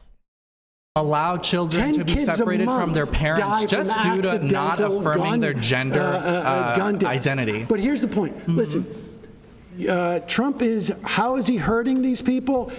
He just rescinded the ability of the Labor Bureau. Oh, there's the fact check. It said data compiled by Reuters and the health technology company Komodo found that from 2017 to 2021, 4,780 adolescents started puberty blockers and had a gender dysphoria diagnosis. A new study from the Journal of the American Medical Association of Pediatrics found that only 0.1% of young patients in the study were transgender and prescribed puberty blockers or hormone therapy. It basically is a microscopic population. It's a microscopic population. Our study found that overall very few it's a microscopic population. Our study found that overall very few TGD youth access gender-affirming care, which is surprisingly low given that over 3% of high school youth identify as transgender. Among those who do, the timing of care aligns with the standards outlined by the World Professional Association for Transgender Health, the Endocrine Society, and the American Academy of Pediatrics. And the number one people that use puberty blockers were trans men. A 2024 study led by researchers at Harvard Chan School and Harvard Pilgrim Healthcare Institute documented the rarity of gender-affirming surgeries among adolescents. Very little is known about hormone use among transgender and gender-diverse adolescents. The researchers analyzed private insurance claims data from 2018 to 2022, representing more than 5.1 million young patients ages 8 to 17. They identified transgender or gender-diverse patients based on gender-related diagnoses and then checked if they had received puberty blockers or gender-affirming hormones. They calculated the rate of adolescents who are TGD and receiving this care per 100,000 privately insured adolescents according to age and sex assigned at birth. The study found that less than 0.1% of minors with private insurance are TGD and receive puberty blockers or gender-affirming hormone treatment. No TGD patients under 12 were prescribed gender-affirming hormones. None. No children under 12. Not one. Not one. So in other words, we're talking about a couple hundred teenagers. Use of puberty blockers and gender-affirming hormones was more common among TGD adolescents assigned female sex at birth than those assigned male sex at birth. So in other words, you know, men in women's sports is basically zero nationwide.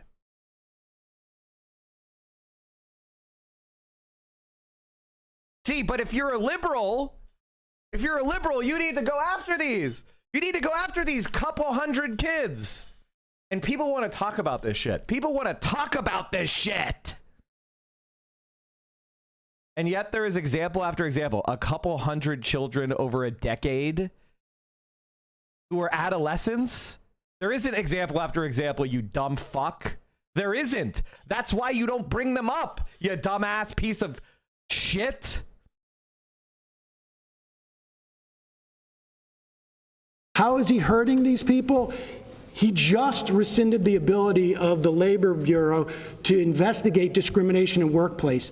Are you for trans people being discriminated in workplace? They're never being discriminated. Are you for trans people being discriminated with housing? I'm very passionate about that question, and can I answer it? Mm-hmm. Okay, so I believe that affirmative action should be... It's not affirmative action. Oh, then what is it? It's anti-discrimination. It's not saying that you have to hire trans people. It's saying you can't fire someone when you find out they're trans. Okay, well, hold on a minute. So when you hire someone, or when you interview someone, for example, you are supposed to interview them based on their knowledge and their work ethic, not based on sex. I'm not saying affirmative not based action. on their sexual Are you orientation. This guy is like, and again, this is actually one of the crises that you do face in political discussions, which is that a lot of people are just really, really stupid. Right? So when you're making some sort of sophisticated argument, you're already losing the majority of people right off the bat. The moment you're going beyond like one or two sentences, you've lost the majority of people. And it's not because they're not capable of understanding. They just are not educated or expected to care. Because that's our system does not require, our citizens to actually be intelligent political actors. It's not that they can't. It's that they just aren't. To fire them if you find out they're trans. If you need to, then you should. If you need to, then you should. So we have a disagreement. I don't believe people should be discriminated against. Pause. And that's not discrimination. It's based on your knowledge. If you fire someone for being trans, that's discriminating against them for being trans. If you fire someone for being black, that's because you're discriminating against them for being black. What are you talking about? What you sleep with, not who you sleep with. Just saying.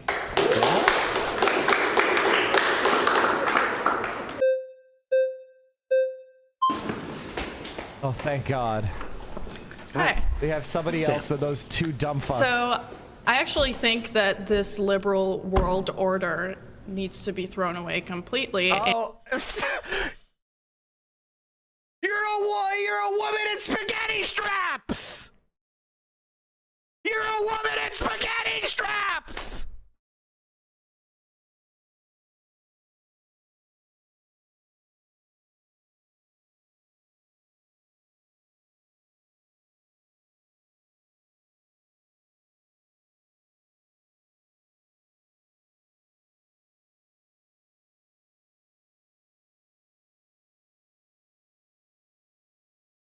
You have a nose piercing!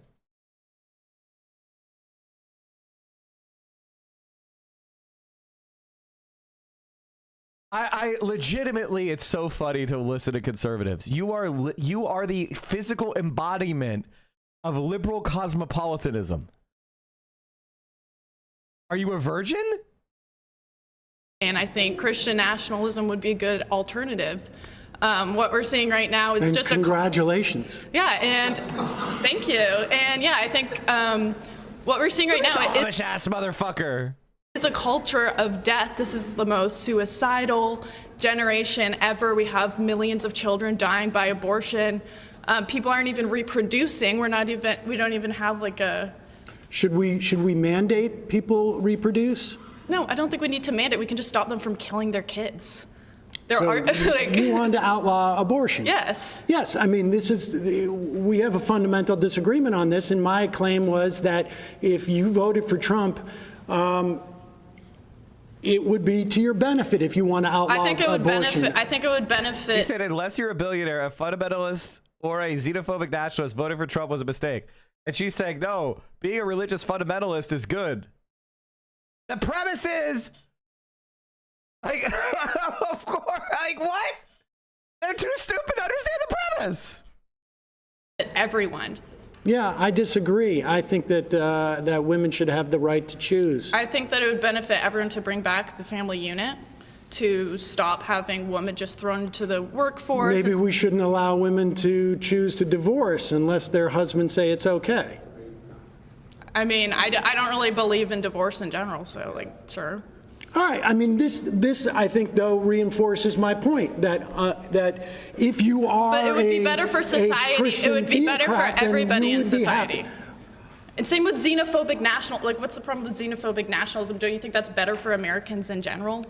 Like xenophobic nationalism is better. We should have a coherent culture. Everyone should be a part of the same culture. We should have assimilation. Which, do you get to choose what the culture is? We already have a dominant culture. What is based the dominant on culture? European and Christian values and identity. That is the dominant culture. White Christian. It's rooted in European identity. By the way, does she not know what xenophobic means? I don't think she knows what xenophobic means. This is, again, a long time ago, I have this phrase. And this is another example of Mike is right. I say that every conservative is either fucking ignorant or evil. I literally don't think she knows what xenophobic means. White, so your argument is that has been the dominant culture. Just to be and clear, we're not letting people assimilate to that. We're saying you should keep your culture, and this is why our culture. Assimilation. A xenophobe doesn't believe in assimilation.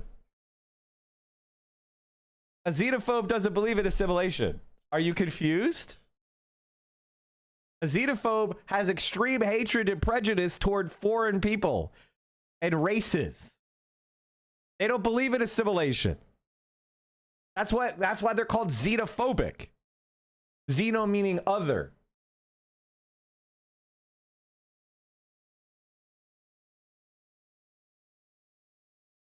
You're so divided. Your argument is that Trump is good for those who want a dominant white European culture.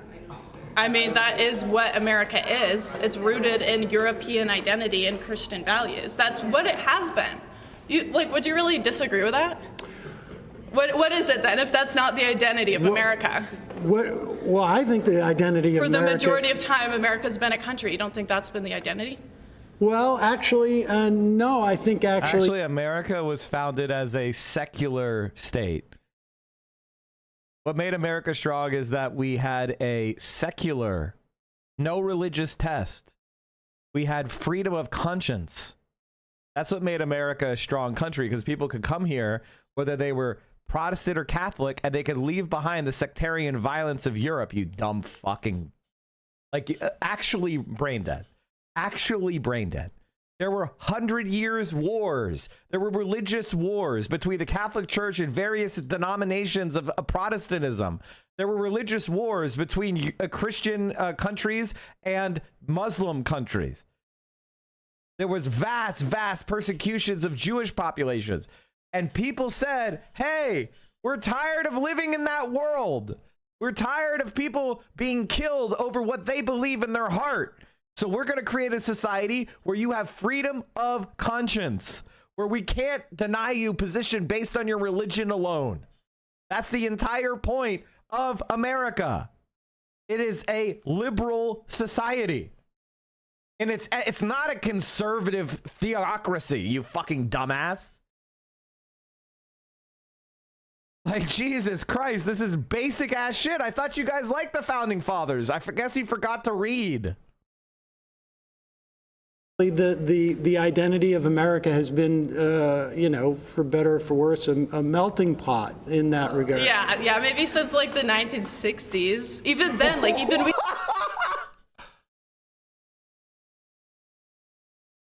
This is one of the things that kind of is funny, because it's like America has a melting pot of Catholics, of Germans, of Irish, of Italians, of Scots and Brits and Frenchmen and all sorts of waves of European immigrants from Scandinavia. Have you ever been to Minnesota? It's all, then we had a huge flood of Chinese immigrants. We had of course, the slave trade and the millions of Africans that were brought in this country. This country has literally always been an amalgam. From its very, very, very, very essence, it's always been an amalgam.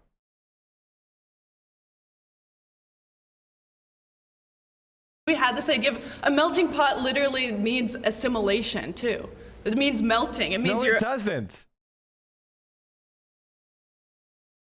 When you melt everything together, you create a new alloy, which is different than the base metals.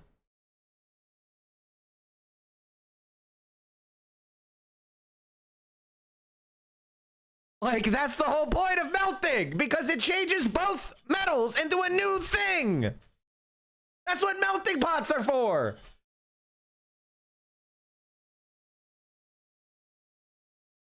Assimilating to the dominant But, culture. Is that not what melting means? No, it doesn't and mean now that instead we're saying there's something to wrong the with dominant xenophobia. Culture.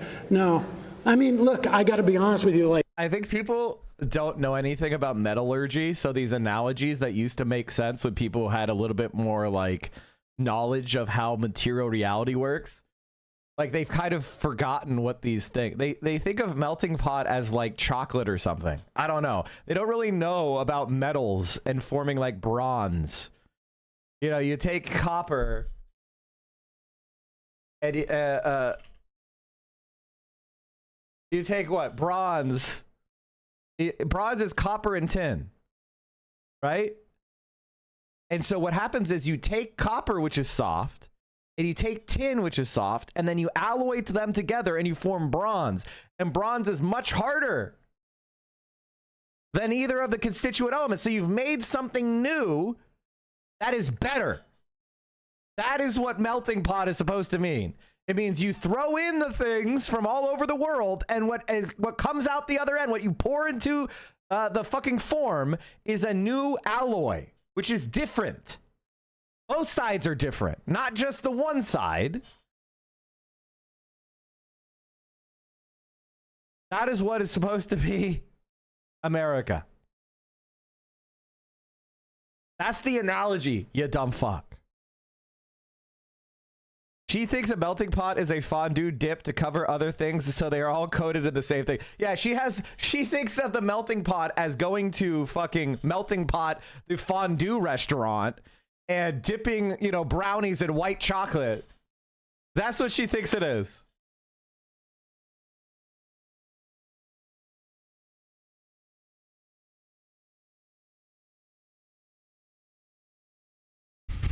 Like, you and I have a fundamental disagreement. We will never see eye to eye on this. It's a choice. And people, I think what you're expressing, though, is really what the Trump movement at its heart is about. And I think that's problematic. I disagree. I don't think Trump's like anywhere close to being a Christian nationalist. That's ridiculous. Like, Trump's basically a Democrat from like 15 years ago when it comes to social issues. So you don't think that he's conservative enough for you? Oh, definitely. Nowhere close. No. And he just banned abortion. All his appointees just banned abortion. And he's like ripping up all sorts of government programs and arresting people for criticizing Israel. No. He's not xenophobic enough for you? No, he's trying to import a bunch of H-1Bs. Are you kidding? Right. Oh, so you want to get them out too? Yeah.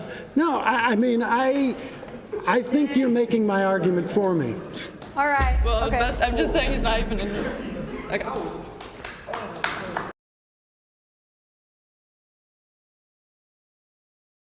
I mean, I know I stopped and I talked about the melting pot thing for too long, but I think it is kind of quintessential, a quintessential example of how dumb conservatives are now.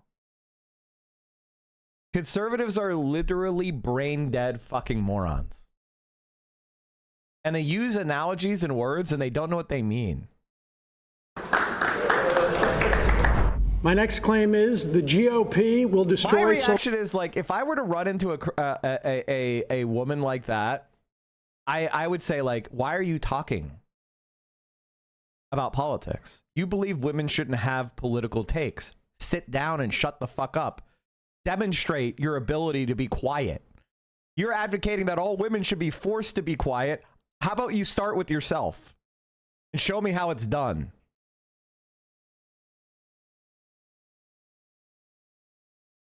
Social Security and health care.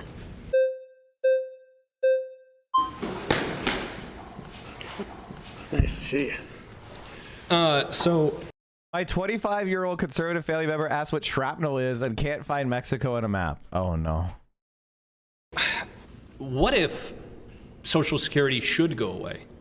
That's my question to you. Because Social Security keeps 2/3 of our elderly out of poverty.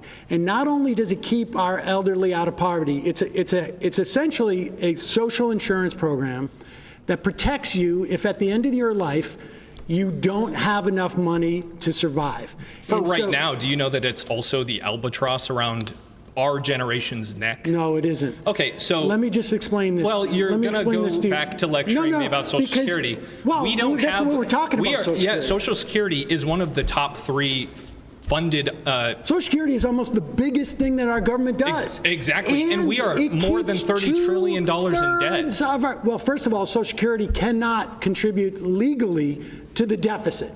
Because they don't even account it in the federal deficit every year. That's correct. We have 30 years. Self-funding. When Social Security started in 1936, you have more workers than retirees because people haven't entered into retirement.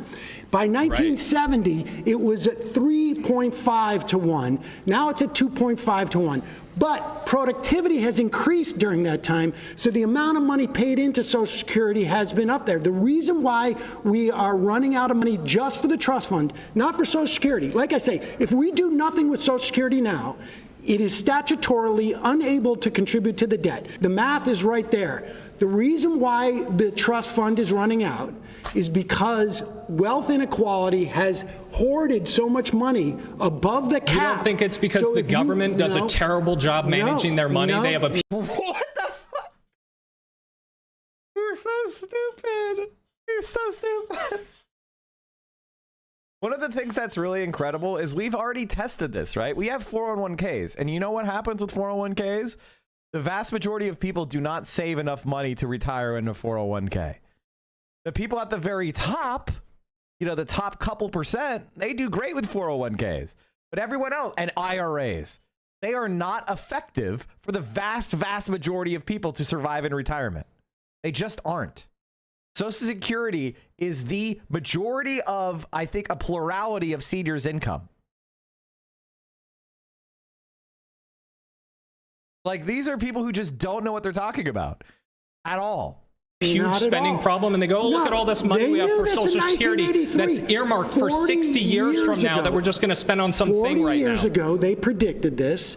This is an actuarial table. Accountants sit there and look at it. This is a very easy math problem. Accountants in the government are always right? That's totally the thing that you're saying?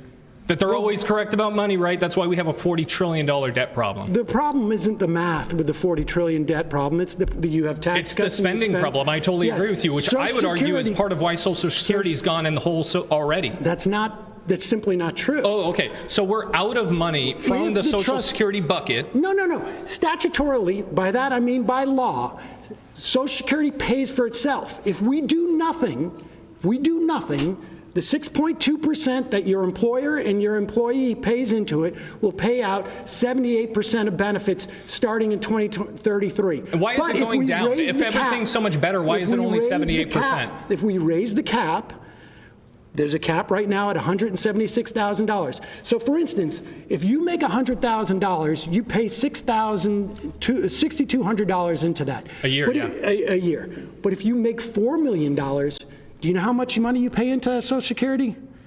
$6,200. And so why should wealthy people hang on? Why should wealthy people pay a higher percentage? No, they should pay. No way! They pay lower percentage, you dumbass! Yeah, that's how math works! You stupid shit! The rich pay a lower percentage. This is how math works, you dumb peasant! Every single conservative is ignorant or evil. Every single one. I have never encountered a conservative that doesn't fall in one of those buckets. Sometimes they're both, but I've never met a good conservative because they can't exist. the same percentage.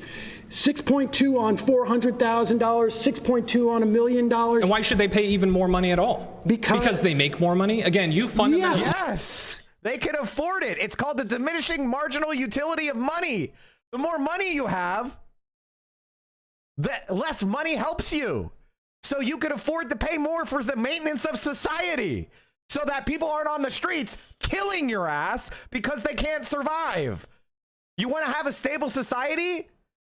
Then you need to provide for people in that society. If a large group of people are sitting there dispossessed, they're going to pick up weapons and start killing your ass. That's called a revolution. That's why they provide social security, because they're trying to prevent people from standing up and killing the rich. Let's be honest. And why do they deserve it? Because rich people become rich by exploiting others. Rich people do not become rich by the sweat of their own brow. It's because they own capital and they take the wages doesn't cover the profit that the worker generates. So society has this productivity and we give the ownership to the rich who own the means of production. That's capitalism. Well, to have a society that's functioning, you need redistribution or else what? They're going to kill your ass. Everybody understands this. Who's ever studied history, they understand that these concessions were made to the workers because the workers are the ones who produce all value. And diminishing marginal utility of money, it means that if I have $1 billion, another dollar going to me doesn't change my fucking life at all. I don't even notice it. But if you give that dollar to somebody who's broke on the street, that might get them a food to survive to the next day. So when you're thinking of where should we raise money for the necessary functions of maintenance of society, you should go to people who have a lot of it because they're going to miss it the least. It's not complicated at all. It's very straightforward and economically based. You fundamentally have this idea that because somebody... Okay, you have an idea that because... 13%.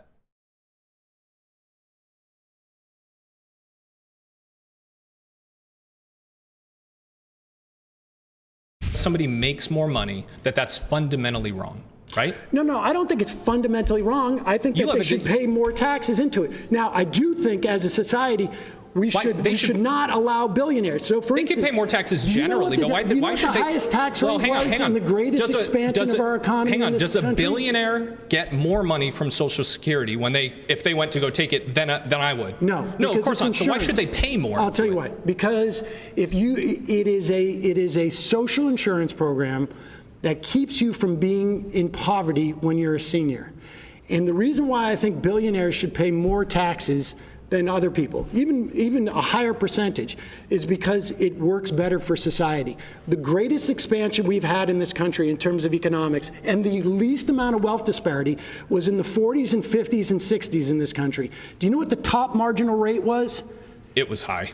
Do you know what it was? I don't know the exact number, but if you 90%. Made over $470,000 in 1955, every dollar you would make above that was taxed at 90%. So I have a question. 90 cents on every dollar was taxed above 470. So if we had today's dollars, which is wild, by the way. But it's also the greatest expansion we had of the economy. Yeah, you can expand for a time, and then you see places. You see like Nordic countries that were like, oh, let's tax the hell out of our rich people, right? And then they go, whoops, we messed up. We can't actually live off of our terrible. We basically are able to live off our economic boom that they had between like the 40s and the 90s, and then we have to revert all of that because we made a terrible choice and we were able to have a party for 50 years. What the fuck is he talking about? They continue to have the highest human development in the world. What the fuck are you talking about? And also, conservatives winning an election because of the Great Recession and then doing some cutting of some benefits is not the same thing as, oh, we're going to stop doing Nordic stuff. Like, what are you talking about? Until we realized we ran through all the money that capitalism got us. So let me ask you real quick. What? So the Nordics have, Norway has a multi-trillion-dollar surplus. What are you talking about? They have a sovereign wealth fund. They have government-owned enterprise that owns trillions of dollars. They don't have debt in Norway. They have trillions of dollars saved. What are you talking about?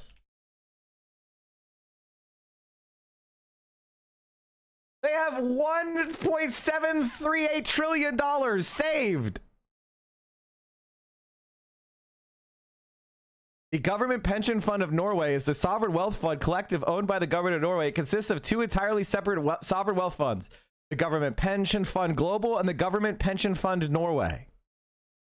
As of March 2025, it had 1.738 trillion in assets and held on average 1.5% of all of the world's listed companies, making it the largest single sovereign wealth fund in terms of total assets under management. This translates to $325,000 per Norwegian citizen.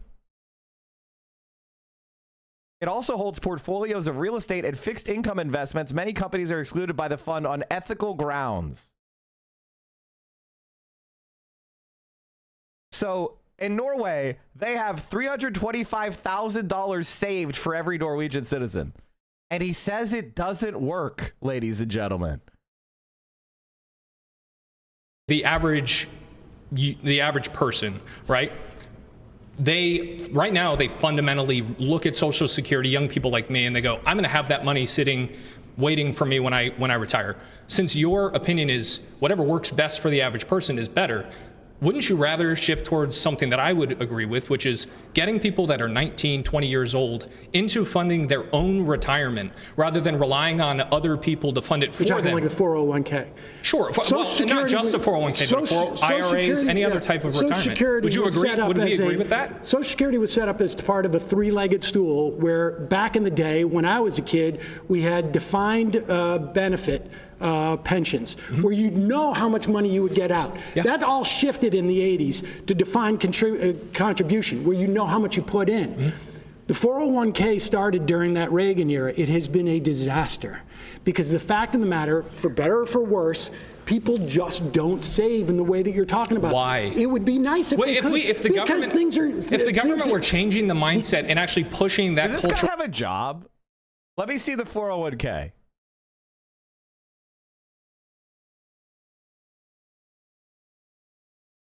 Let me see his 401k. We'll shift towards, we're not just going to hand you money when you're 65. You have to plan for it right now. We've had a 40-year experiment with that. You paid it. You paid the money in.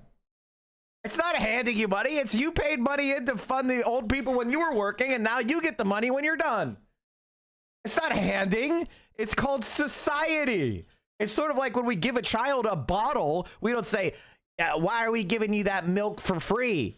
You don't deserve your mother's milk. Get a job. We do it because we realize that's how society needs to function. It's a deal we all make with each other. What are you talking about?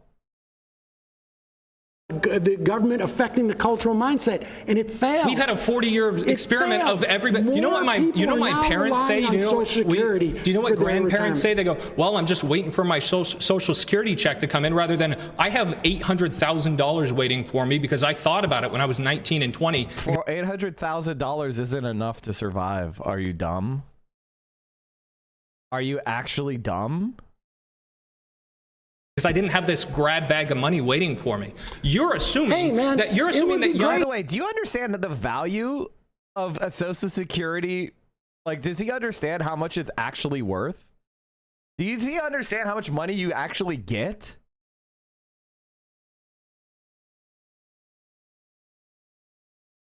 I try and tell my kids. So we agree. So we agree. We should get rid of Social Security and phase it out. Well, no. So we should phase out.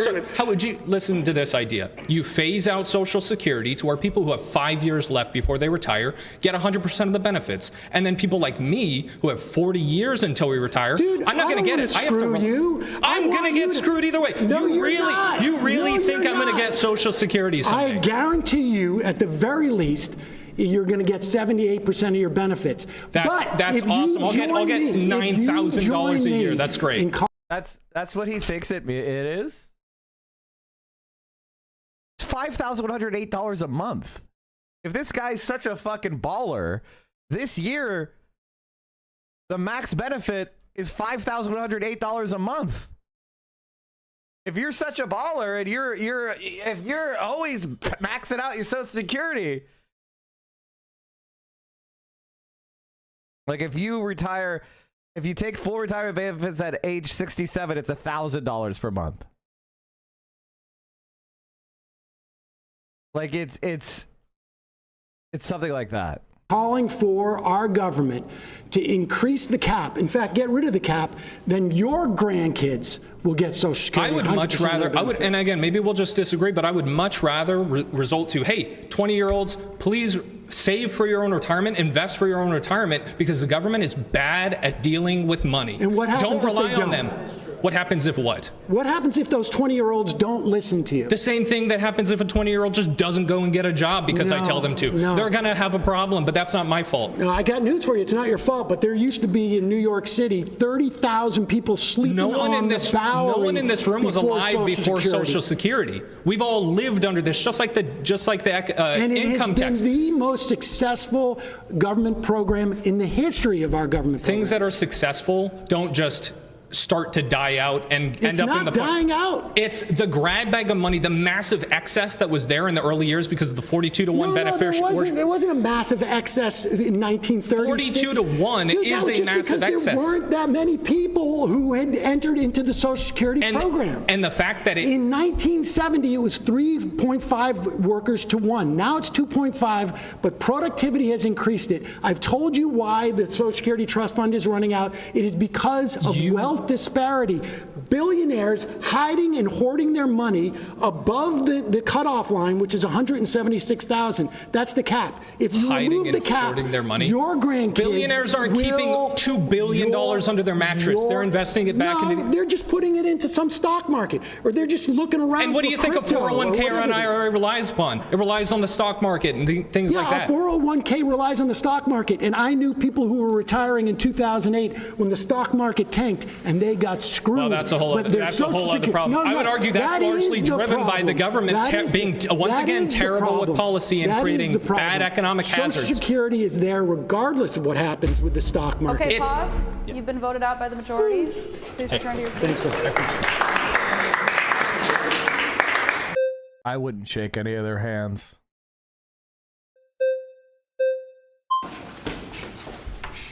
Micah. Hey, Micah. Good evening, Sam. Nice to meet you. There's an idea that you have that basically government can kind of fix all these problems, right? If you didn't save for retirement, well, then the government can just come in, swoop in, and save you from that. Well, not swoop in. It starts on literally the day you get your Social Security. Sure. It swoops in once you retire, right? Once you can. Well, you pay into it. Right, exactly. You're paying it for the 40 years you're working, and then you retire when you're elderly, and they give you a relatively modest benefit that keeps you alive and keeps you in your home and keeps you fed, so you don't end up out on the street.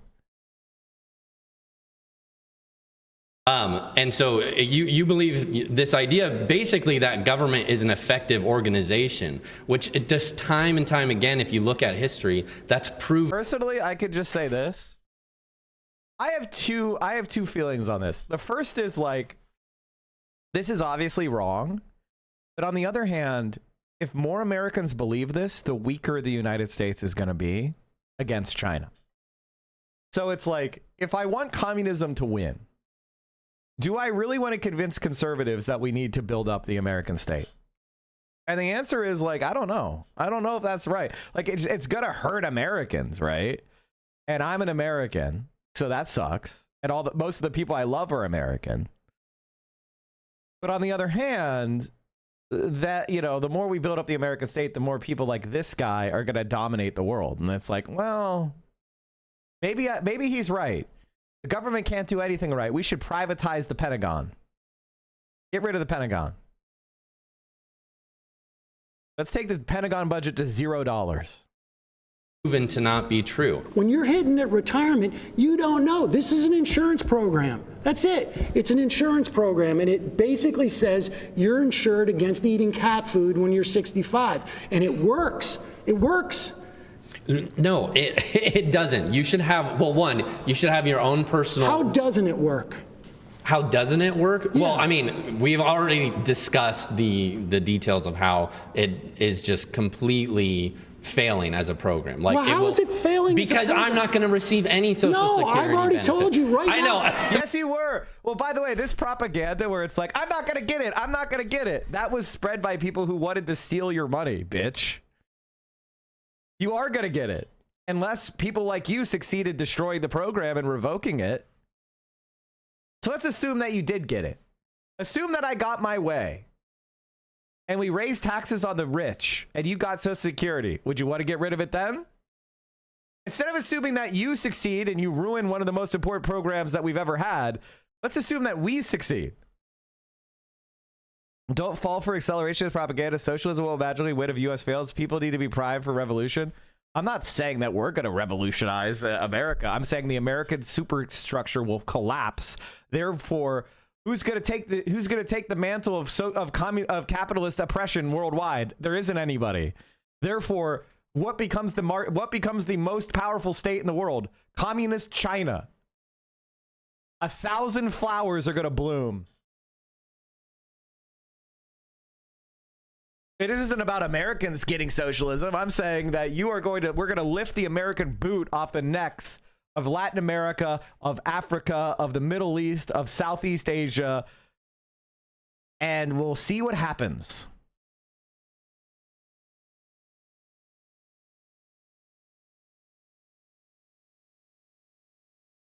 I'm not going to rehash out that debate. Well, the main issue. The numbers. You've just been told. By the way, chat, let's bring in some real numbers. According to U.S. Census Bureau data, in 2017, 49% of Americans aged 55 to 66 had no personal retirement savings. So in other words, half of all people nearing retirement age hadn't any money. So if it wasn't for Social Security, they would have nothing for retirement. Nothing at all. The savings shortfall is no surprise to Teresa Giliarducci. We did it. Giliarducci, an economist at the New School in New York. Teresa Giliarducci. He has long predicted that the shift to 401ks would leave vast numbers of Americans without enough money to retire on, reducing many of them to poverty, or forcing them to continue working into their late 60s and beyond.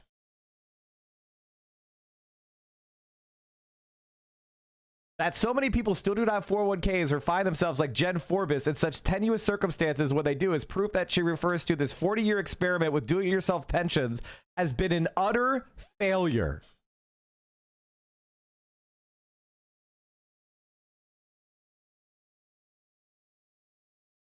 So if you get rid of Social Security, half of seniors will have nothing and they will die.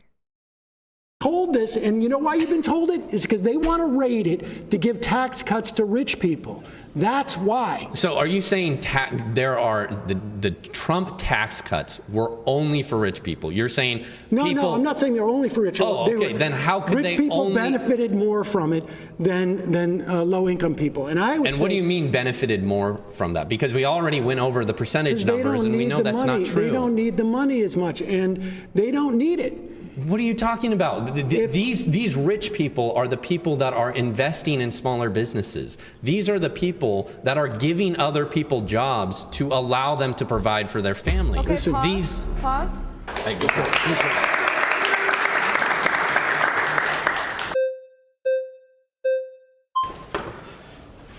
What's up? Hey. Good to be back.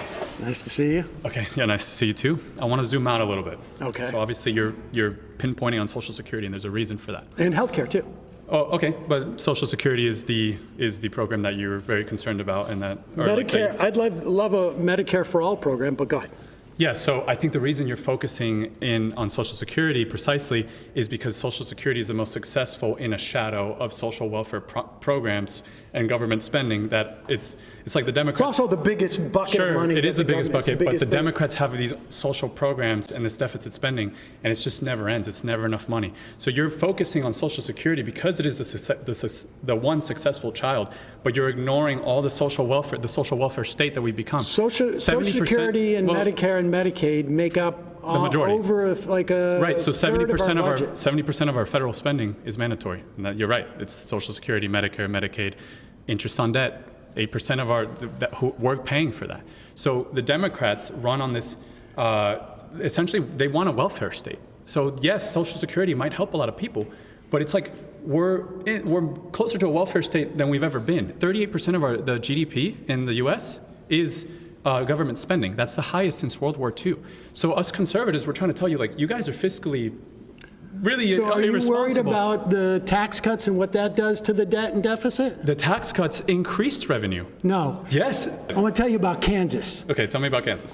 Sam Brown back in 2012 brought in Arthur Laffer. You know the Laffer curve, right? That's Laffer curve, yeah. The argument that if you cut taxes, you're going to get more revenue. And that's exactly what happened. Kansas. No, that's exactly what happened it to TCJ. Destroyed Kansas. Kansas enacted tax and spending cuts in 2012 and 2013. Brownback argued that this fiscal potion would generate an explosion of economic growth, but overall growth and job creation in Kansas underperformed both the national economy and neighboring states. Oops. And revenue did not go up. Just by 2016, a Republican legislature raised taxes again. They destroyed their education system. Reality is against you, my friend. Look up the Kansas. The numbers. Fact, the numbers during say the Trump administration, they sent Sam Brown back. They made him the ambassador to faith because they didn't want this guy around because it was a disaster. If you want to tax the rich, you should vote Republican because they pay more in taxes in under. Like, does this guy actually, like, do you see what I mean about dumb versus evil? Like, I don't think this guy actually believes this, but he pretends to believe it. Republican, it was the same as Reagan. It was the same as Trump. Look at the U.S. Look at the U.S. We have the numbers for this. It was the perfect Obama's experiment. best year, federal income revenue, is pales in comparison to Trump's worst year. Do you get what I'm saying? Does more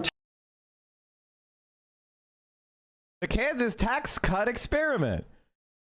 As President Trump and House GOP proposed tax and spending plans that include sharp cuts to income taxes, it's important to explore what happened when Kansas Governor Sam Brownback implemented similar cuts in 2012. The Brownback plan aimed to boost the Kansas economy, but instead led to sluggish growth, lower than expected revenues, and brutal cuts to government programs. The Brownback tax cuts, one of the cleanest experiments for measuring the effect of tax cuts on economic growth in the U.S., were eventually reversed by a Republican-controlled legislature as a failure.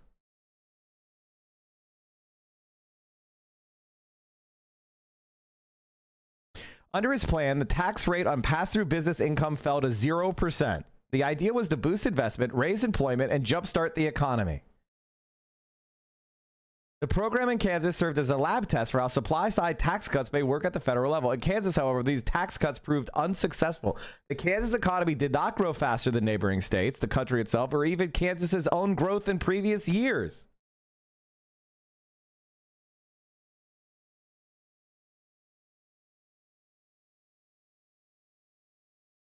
Second, a lowered business income tax can be manipulated. While Kansas cut the tax rate on pass-through income to zero in hopes of promoting economic activity, the growth simply didn't happen.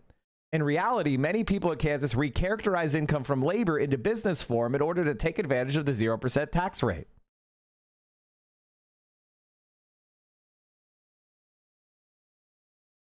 Like, that's literally, they tried it and it failed utterly.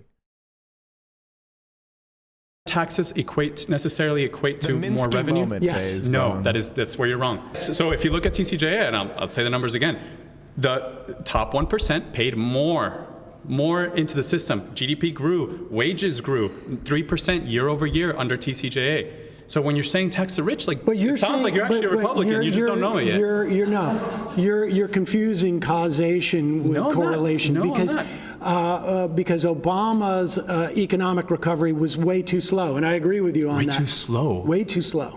When you have tons of stimulus, what you're doing is you're creating the Great Depression for the bottom 90%. All the assets inflate. So who does that benefit? Your policies benefit the 1%. Inflation disproportionately benefits the 1%. It's an immoral tax on the poor. How did the TCJA affect the federal budget outlook?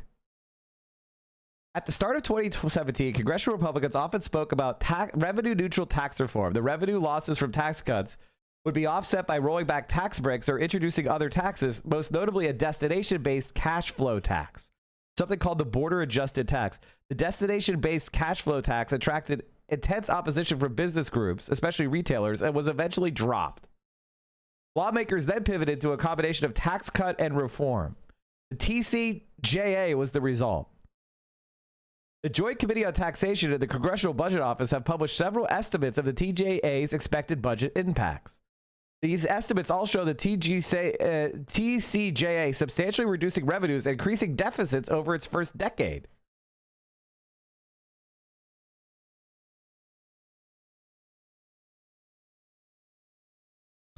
The Joint Committee on Taxation projected that the law would reduce revenues by $1.65 trillion from 2018 to 2027.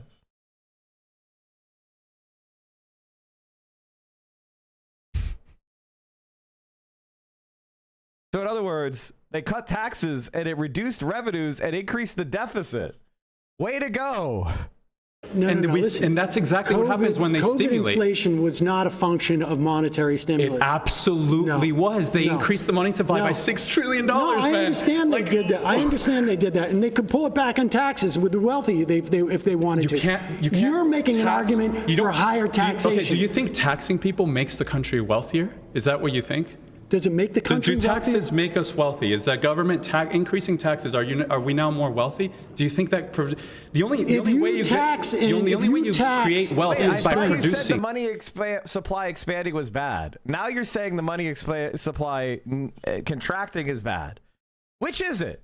I don't think you understand things. I don't think you are understanding what you're trying to say.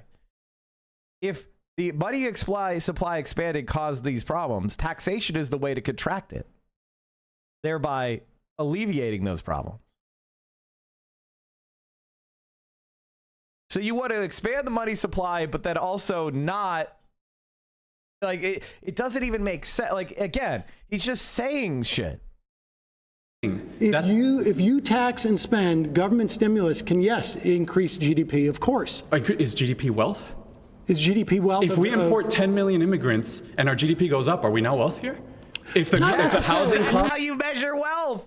If you have 10 million more workers and they're doing 10 million more jobs, then you have a lot more wealth. That's what wealth is. Yes. It's sort of like if you had 10 million babies and they grew up to be workers, that would mean you have more wealth in society. Now, is it equally distributed? No. But that's how it works. What are you talking about? More if CPI goes up because there's more people. No, I understand. Inflation is under control. We're going Jubilee for a lot of money. And we haven't pulled that money off the table. Right, but I'm just saying that inflation is back down because we had a problem. The welfare state makes us all poorer. Yes, it does.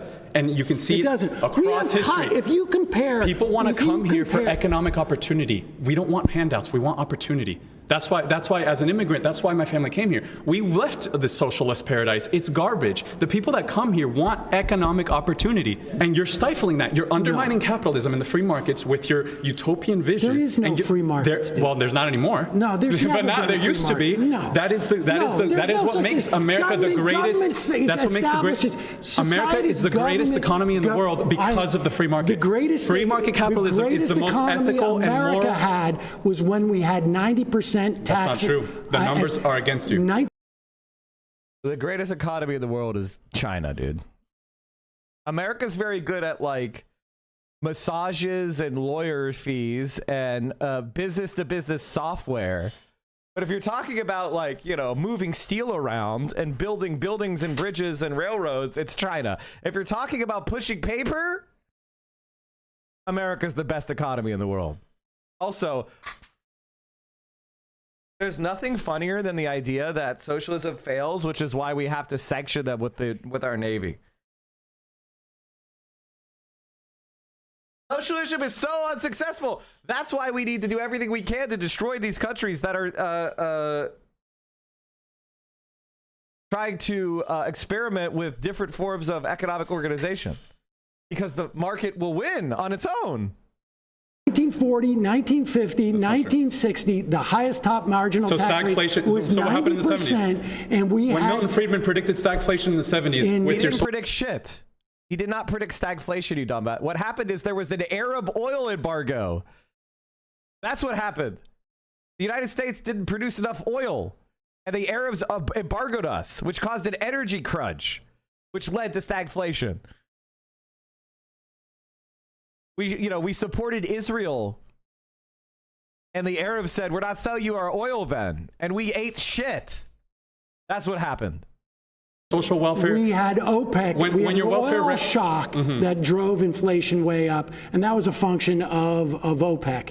But in the 1940s, 1950s, and 1960s, highest top marginal tax rate was 90%. We had wealth inequality shrink. Post-World War We had something II called the industrial Great Compression, and more people enjoyed. Post-World War II industrial revolution. We were producing more than every other country. It's because we were producing more than every other country. That's what creates wealth. And we production. were doing that with a 90% tax rate on the wealthiest individuals. When 90%. When Reagan came in and brought it down, the top 1% paid more. Can you believe that? No. Do you know that federal income tax? Wait. Ronald Reagan created massive deficits. This is what's kind of insane. Ronald Reagan did massive deficits and did massive military Keynesianism. He spent a shit ton on stupid military projects. Like, what are you talking about? Wait, you know federal income tax, it was when it was established. You're talking about the Laffer curve, and I'm telling you to go look at here's my last Kansas. claim. When federal income tax in 1913, when it was established, was only targeted at the people making $100,000 and over. Now, we don't even know, most people don't even know that. It's just a base tax. Why? Because the projections that they had of taxing the rich didn't work out like they thought. Because it doesn't work out. There's a ton of loopholes. The rich are smart. Like, the rich people are smart. So focus on producing. Our top marginal rate still produced an effective tax rate that is double what it is today. It was 50% effective tax rate. Does not create more wealth. Yes. More taxes. Well, I don't know what you mean by wealth.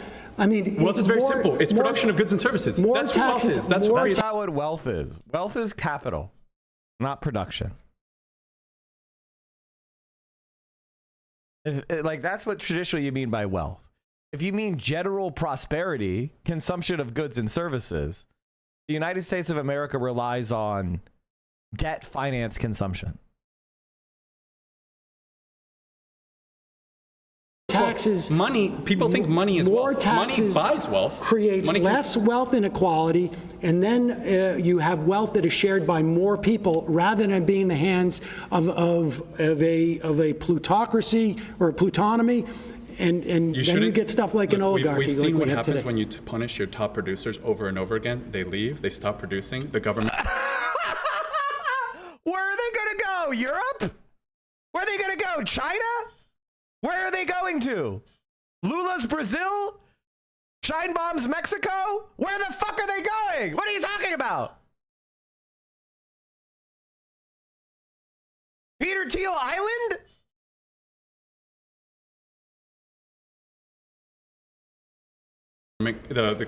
Capital flight's a myth. No, it isn't. You cripple the economy. Guess what happens next? Wait. When did this happen in the country? When we had a 90% tax rate? It happens in every socialist country. This is the socialist playbook. They're like, they come in and they're... Yeah. It happens in every socialist country. Well, except for the one that's beating our ass, right? They have capital controls. I mean, I think Sam's wrong about capital flight. When you're talking about a small country can be targeted by capitalists, and capital strikes are real and are a thing. That's why the government just has to be prepared to go after the capitalists. You know, as long as you're willing to go after the capitalists, they very quickly get fucking owned. They're like, guys, this is not a socialist country, and I'm not calling for socialism to have a higher tax rate. It is more socialist than ever before. No, we have more not. Social welfare spending. No. GDP. I'll say it again. 38% of government spending of GDP is government spending. We have more. The U.S. government spending was estimated to be 38% of the gross domestic product. However, welfare only accounts for 7% of government spending, excluding health insurance. More social welfare programs. And look at what happens. But how come we have all these programs? And it's so funny he thinks we have all these programs. We used to have cash assistance. We used to have social and public housing. We used to have all sorts of programs that have been since cut.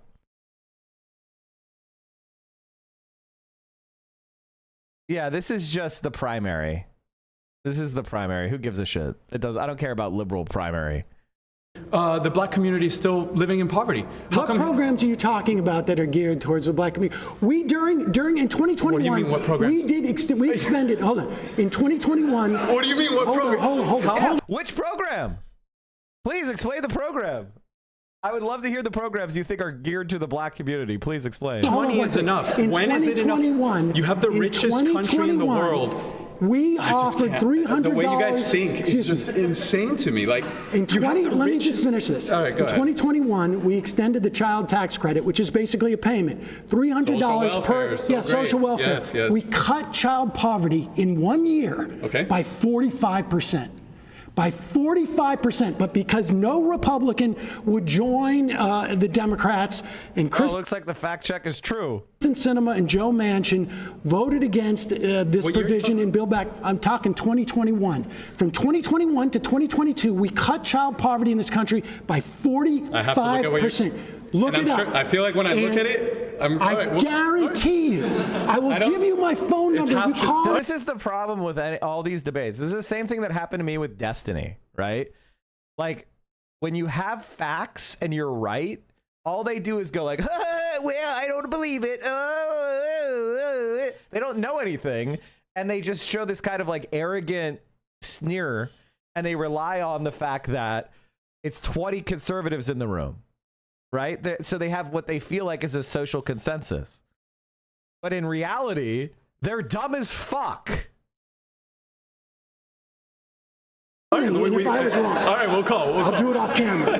And you will see that we cut child poverty in a year by 45%. I'll look into your claim. All right, guys. All right. Anyway, we'll talk after the show. Shut the fuck up. By the way, anybody, in case you're not getting it, everybody who's in here wants to be a conservative influencer. They're not persuadable, all right? They're just people that are desperate for clout. And they want to be a conservative influencer because that's the world we live in now. So my feeling about conservative influencers is they are the lowest form of life on the planet. And they're the most dishonest people on the planet because nothing can ever change their mind. Now, so they're just up there to posture and try to get a clip. That's it. That's all they're there for. My next claim is Trump's policies make the rich richer and the working class poorer.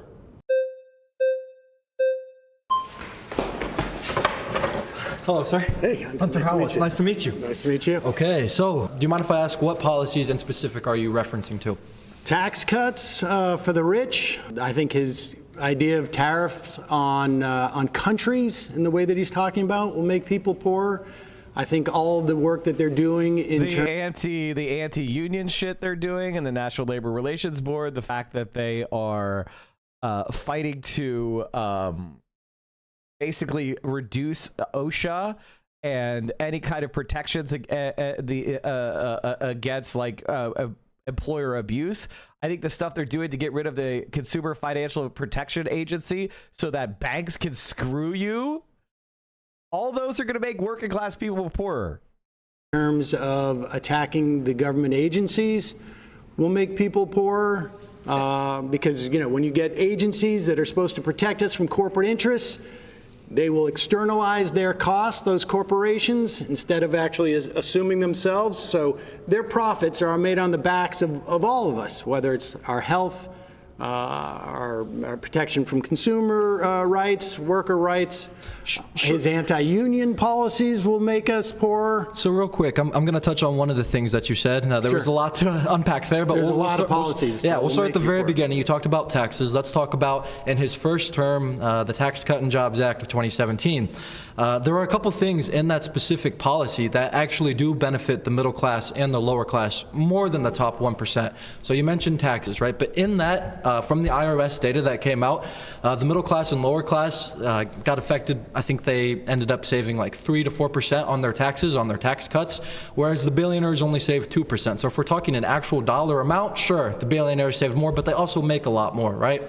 Also, the billionaires don't really care about an extra grand or two. In that specific policy, the child tax credit doubled from $1,000 per household to $2,000. No billionaire cares about an extra grand in their pocket, but I can guarantee you the working class does. So how would you rebuttal that? I would say in terms of the taxes themselves, well, the policies that Trump wants to pursue this time are to expand those taxes for wealthy folks. And over time, what starts to happen is you have this wealth disparity, and as the wealth disparity increases, it becomes harder for working people essentially to keep up. Things become more expensive. You get inflationary pressures when you have people with more money. We have more and more billionaires than we did 4 years ago. And a large part of that was obviously COVID, but a large part of it is also money starts to accelerate. Once you, like you say, when a millionaire gets a tax cut for a couple of grand or 60 grand or $500,000 at the end of the day, they end up investing that and ends up growing because they're not out there working for their money. Their money is just is doing all the work. Okay, so yeah, I mean, I think we can agree with you on that when it comes to, you know, billionaires and millionaires and there being a wealth gap in our country, right? I don't think Republicans or liberals would disagree on that, but I think where we will fundamentally disagree is under Trump, right, the stats show that take-home pay was higher for the middle class and the lower class. Inflation was down. They weren't paying as much on taxes. Inflation was down, but wage growth was actually greater during the Biden administration. Well, that's because due to COVID, when a lot of people lost jobs. No. I mean, I'm talking in percentage comparison between those 4 years and these past 4 years, wage growth grew, not from as a baseline on 2020, but I'm talking as a baseline from 2016. Interesting. Okay, well then another point that I want to talk on with you real quick is you talked about slashing government agencies, for instance, the Department of Government Efficiency. I'm sure you've heard about that a lot in the news. That's not DOGE. a government agency. That's just some committee. It actually an executive order was signed to make DOGE an official government agency as of less than a week ago. So yeah, It is an official. That's not what an agency is. Now this is like pretty basic civics, but I feel like a lot of people don't know what agencies are. So agencies are basically institutions that are set up in the executive branch to carry out a delegated authority from the legislature. So a good example of that is the Environmental Protection Agency. Congress recognized that they lack the scientific expertise to be able to evaluate chemicals and industrial effluviants and pollution and air quality. And so they created an agency called the Environmental Protection Agency, and they would have a leader appointed by the president called the EPA administrator, and they would hire subject matter experts to develop rules that would have the force of law to protect the environment, according to the mandate that they were granted by the legislative branch.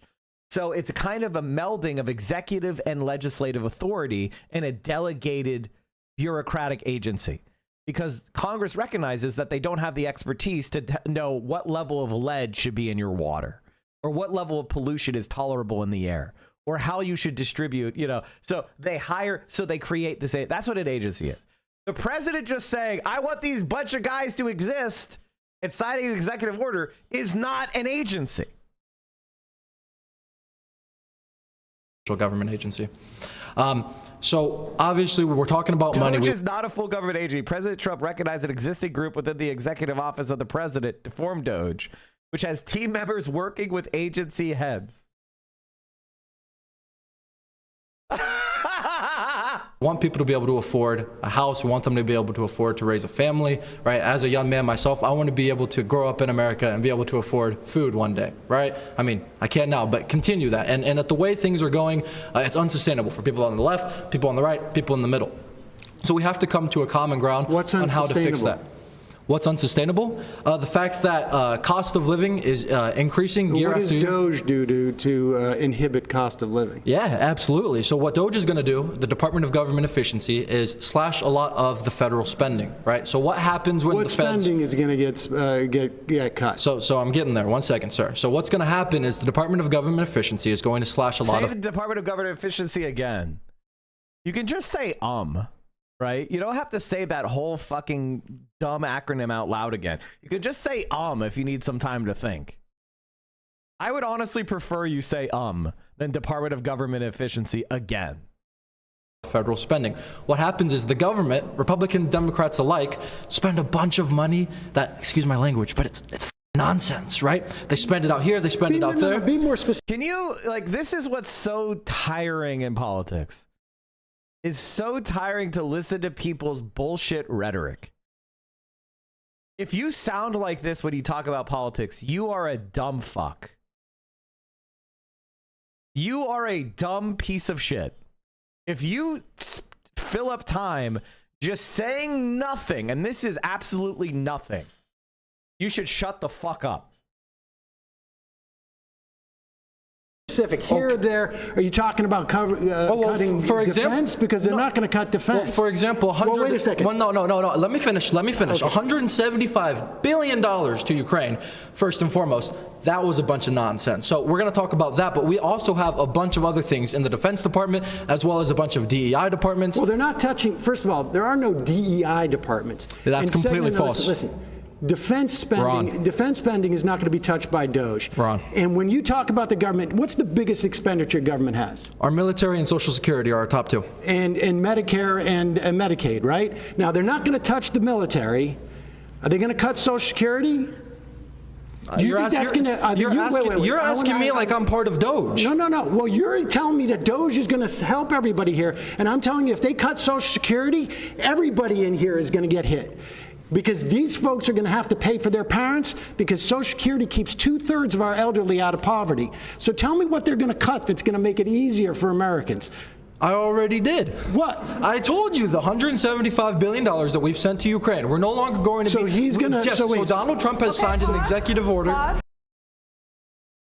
What's going to save Americans is us not sending old rockets to Ukraine. Now, I personally don't think that just because you have weapons, we need to shoot them off is a good excuse.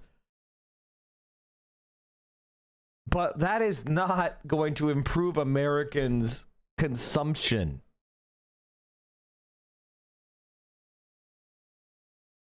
But that is not going to improve Americans' consumption.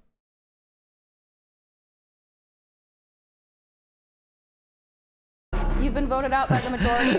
Thank you, sir. So there was no actual thing. There was no actual point made. Awesome.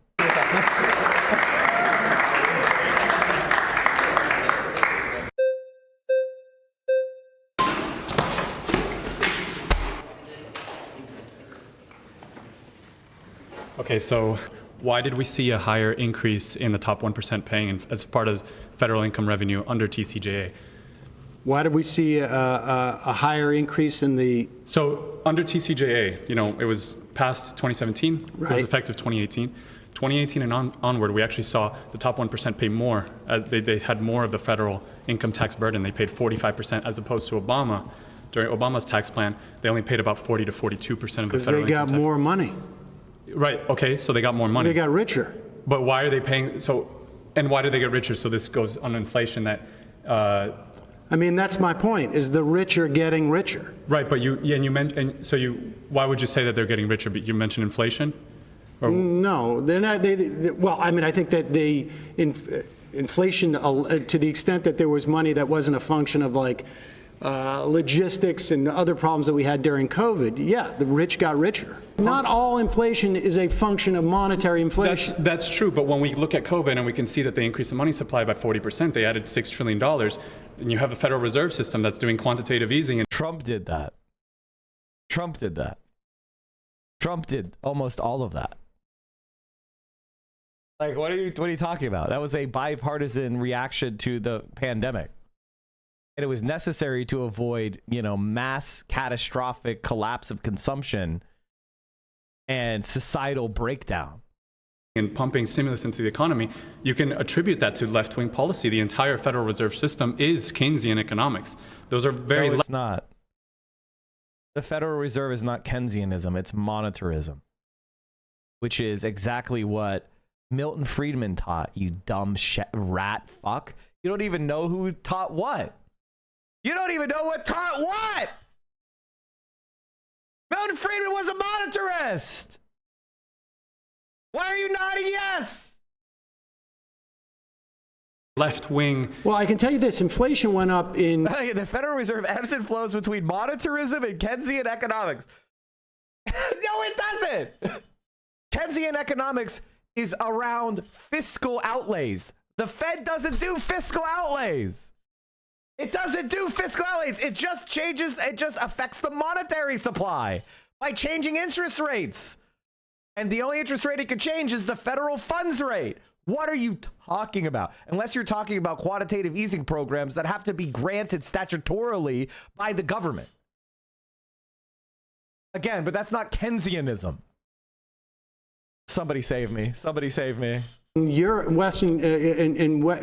Monitors believe in controlling the supply of money that flows into the economy by allowing the rest of the market to fix itself. Keynesian economists believe that a troubled economy continues a downward spiral unless an intervention drives consumers to buy more goods and services. Source: Investopedia.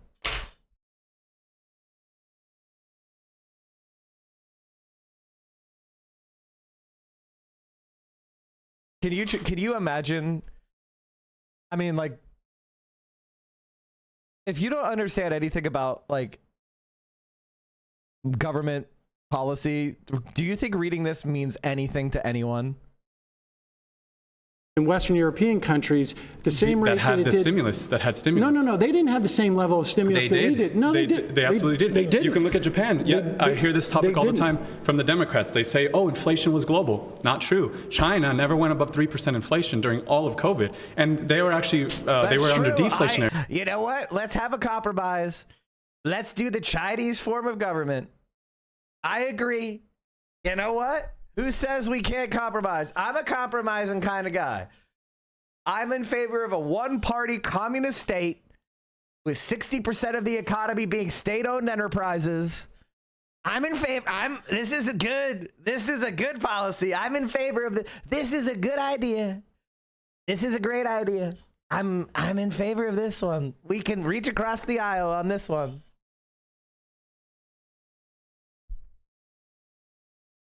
Pressures. Japan, which is part of the G7, was also never had deflationary pressures. They never had inflation increase. The only countries that had inflation increase. I'm talking in Western Europe. You could see inflation. Well, you could England, Germany, Italy, France. They didn't stimulate as much as we did. It wasn't monetary inflation. If you The inflation rate doubled from early 2020 to early 22 in 37 of 44 countries. In 16 countries, the inflation rate quadrupled. Yeah, no shit. And also, cherry picking two countries, China, which I don't know if you know this, chat. I don't even know if you know this, but they produce all the stuff. So when there is a supply chain crunch that didn't allow ships to sail from China, it resulted in the products remaining in China, meaning that there was more competition. Therefore, they had deflationary pressure because they couldn't export their products. So China, because they produce everything, saw deflation or no inflation.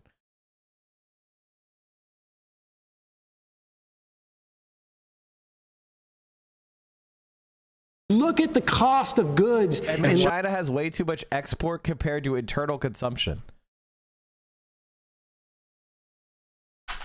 I think that China is working on trying to increase their consumption. Actually, their domestic consumption. I don't think it's that China has too little consumption. It's that America has too much in the hands of dumb fucks. Will I watch Trump talk in 2 minutes? Doesn't look like we're going to make it in 2 minutes, but if you want to link it to me, you can. Logistics got screwed up because of COVID. So let's look at the reason. All international trade, because we're the world reserve currency, is done in U.S. dollars. Because we experience it, domestic inflation was high. So you're saying our inflation caused higher inflation in Europe? Absolutely, because that's trade, not what economists say. Well, you can look at the facts. International trade is we have dollar-denominated international trade. All international trade is that's why we're the world reserve currency.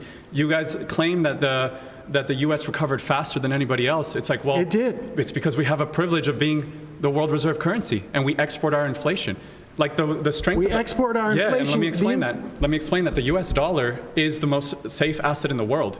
In times of great crisis and great volatility, like COVID crisis, everybody turns to the dollar. Sure. Many currencies are tied to the dollar. So it's like when you the euro is not tied to the dollar. The euro is not, but international trade. So if the euro actually crashed against the dollar during COVID. The euro used to be above the dollar. That's exactly the point. Is the U.S. stimulated and they had a better economy and that hurt the euro. Clear what your point. My point is that the inflation is caused by left-wing policies, and so inflation was caused by, you're saying, supply shock and pumping trillions of dollars into the economy. First of all, you understand that the Federal Reserve is not part of Biden. Didn't have control over the Federal Reserve. Absolutely not, but the entire Federal Reserve System is left-wing in economic theory. That's the Keynesian economics. It's interventionist economics. It's not. So it's not. Unless you're saying Milton Friedman is left-wing. Maybe this guy thinks that.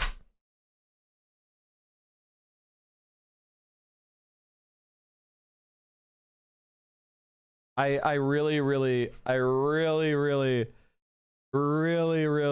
think this guy's stupid. Monetarism is mainly associated with the work of Milton Friedman, who was an influential opponent of Keynesian economics, criticizing Keynes' theory of fighting economic downturns using fiscal policy, e.g. government spending.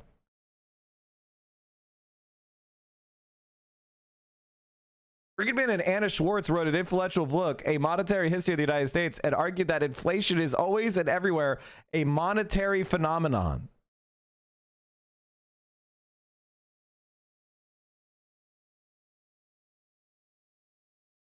You're saying that the more you quantitative easing, the more you stimulate. Yeah. Why didn't we get it through QE? We do get it through Why QE. didn't we get inflation during the Obama years? We did get inflation.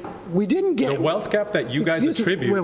We absolutely did. What numbers were inflation did we get during the Obama years that were outside of like the 2% sort of Fed target? I don't think it was as high as COVID. COVID hit as high as 9%. No, it wasn't even remotely right, close. But when we look at the effects of compounding inflation. For most of the Obama administration, consumer price inflation hovered at or around 2%.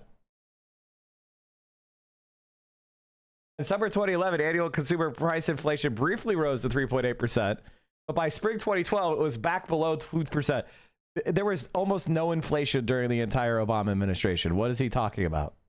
QE 1, 2, and 3 all happened during the Obama years. If your theory was correct, we would have had rampant inflation. In fact, Glenn Beck was talking about how we were going to turn into Weimar Germany, and none of that happened. Here's the factors you're missing. None of it. Here's the factors you're missing. So if you look at what's happening at Western Europe, well, no, listen. We didn't close down the economy. The Biden administration closed down the economy. I understand. No, that was not the entire world. Excuse me, the Biden administration? Yes, they forced mask mandates. They supported Democrats. Wait. They supported Democrat states. Do you states. not remember who was president in the first year of COVID?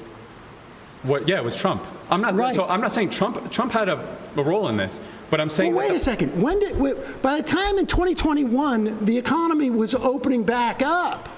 Yes, the economy. All of what you're talking about. No thanks to the Democrats. Well, okay, the Democrats wanted to keep it closed. Okay, you can talk about hypothetically what the Democrats want, but it's not hypothetically. We can look at mask. We can look at their mandates. We can look at them closing down. The economy closed down in 2020, March of 2020. Well, okay, sure. Donald Trump was president. Pause. You've been voted out by the majority. Please return to your seat.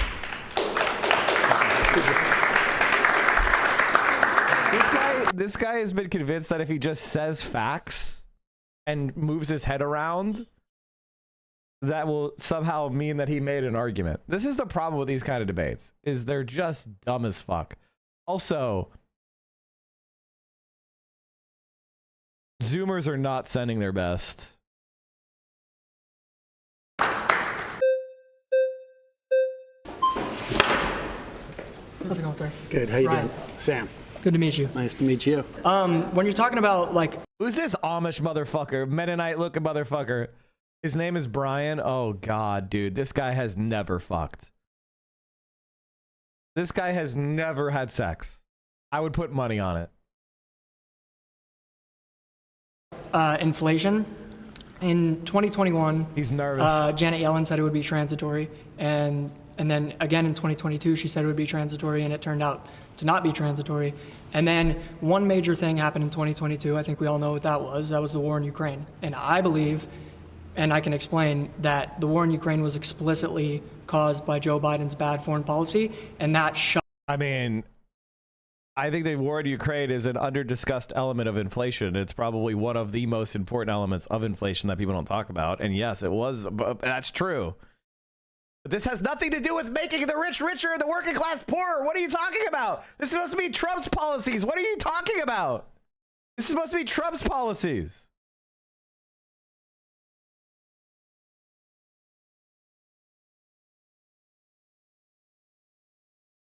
Dr. Phil's Elon and Donald Trump therapy session?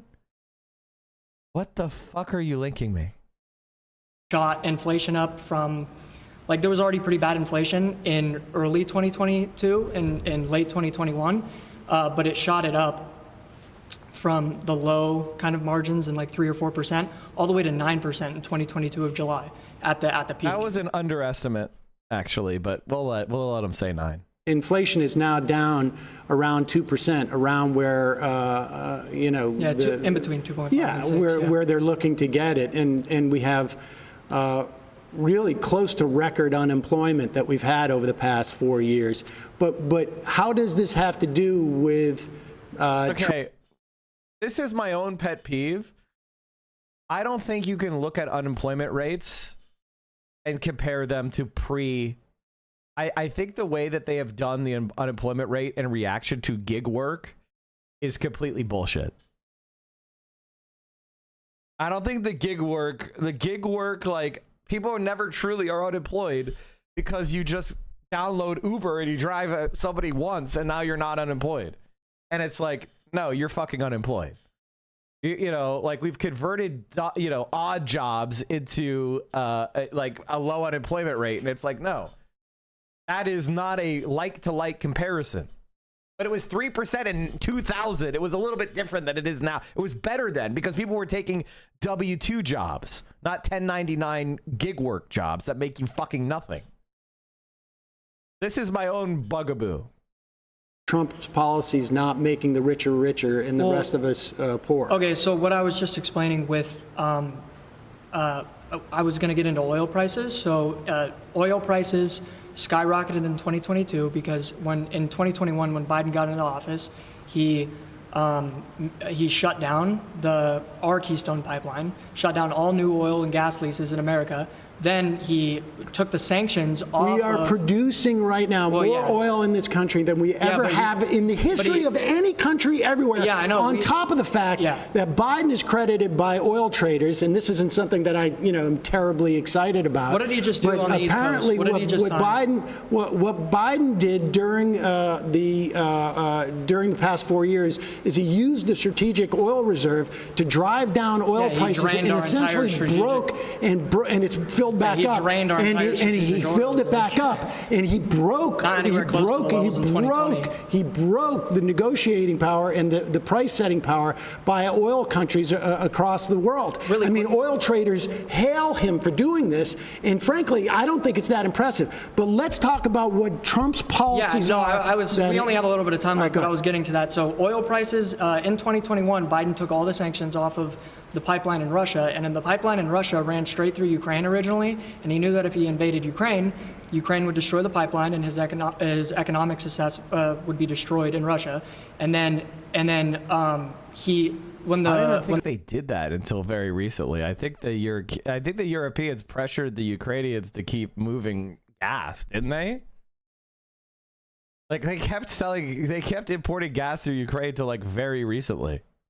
The sanctions? Are you talking about the one that went through the Baltic Sea? Are you talking about Nord Stream?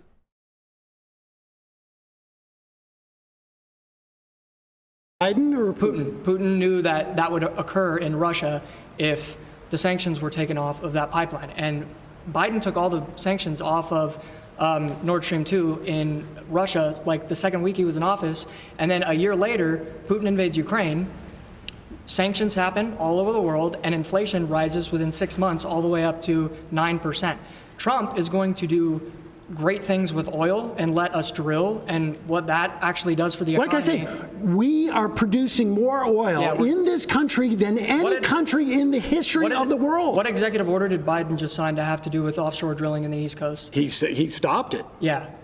Really dumb idea. We're about to begin a new. So you want to go beyond even the record-breaking thing? Yes, I want to become energy independent. Climate, and that lowers inflation. We're going to sell this oil. Better. We don't use the oil. We sell it. We sell getting money in the pockets of American citizens. No, they don't. It goes to internationally held corporations. What is this guy talking about? When ExxonMobil extracts oil, that doesn't go in the pockets of Americans. There's very few Americans even involved. A well gets drilled, it's connected to a pipeline, it goes to a refinery. There's very little in the way of Americans where any of this money sticks to our hands at all. We don't have government-owned oil enterprises. We're not Norway. We're not Brazil. That money goes to international investors. Do you own ExxonMobil stock?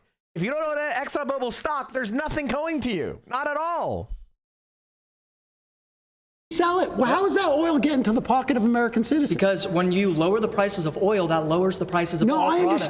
I understand that the inflationary prices effect of energy, but the fact of the matter is, they're just going to sell it. Yeah, we're going to sell it. Yeah, so we're going to. You want to produce even more oil than we are now. Yes. And you don't think climate change is going to impact? No. You don't believe in climate change? Well, that's a whole nother discussion. But no. Well, I mean, it isn't though. It's all related, because if you destroy the climate, then we have other expenses.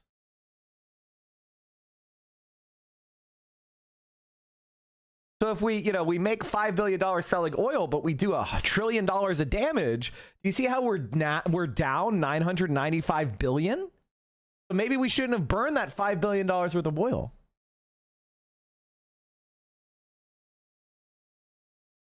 Sort of the same discussion. Yeah, no, I believe that climate change is, well, there's obviously an element of climate change that is partially true, but lowering or Which part of it? Raising man-made raising temperatures by 1 to 2 degrees Celsius in the next 150 years isn't necessarily a detriment to society. Human beings. You don't think so? No, human beings are very good at innovation, and we can build seawalls, and we can create carbon technology. What kind of seawall are you going to build for Miami? What are you going to do about when we get? I'm talking about the economy right now, which if we get back on topic. All right, guys. Sorry, time's up. I'll let you go no problem. longer.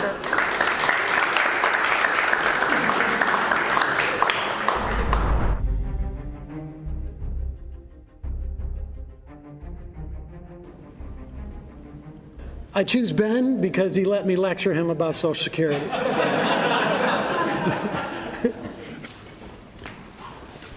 My claim is that abortion is immoral and should not be legal. Yeah, I disagree largely because I think the primary rights that we have under a society should belong to the person, and I don't believe a fetus is a person. Okay, okay, so that's very interesting. You don't believe the fetus is a person. When do you think that it gains personhood, in your opinion? Would you agree it's a human life, at least? Yeah, I guess you could say that. I mean, yes, I think largely, I think that claim is largely it's not relevant to the way that I think about it. I think about it in terms of personhood. I think life exists all around us. And not human, human life, but not there's not. Human life does exist all around us. Like, for example, an in vitro fertilization clinic has a lot of frozen embryos, right? With their own genetic identity. And I think it's a good thing that families all over the world are able to take advantage of that technology and have their own biological children at the expense of fertilized embryos that are not implanted. I'm perfectly comfortable with that. Why? Because fertilized embryos don't have experiences. They don't have personhood. They don't have emotions. They don't have a connection to any other human being other than a property ownership of the parent, right? They're not a human being. Any of the essential factors of what makes it a person is not evident in the fertilized embryo. It doesn't mean that it has no value or it's valueless. It doesn't mean it has no potential. But I think the reality of the rampant destruction of fertilized embryos is worth it to create the children that arise from in vitro fertilization. Right? And I'm able to make that distinction because a human person actually is endowed with consciousness, and fertilized cell egg is not. All right?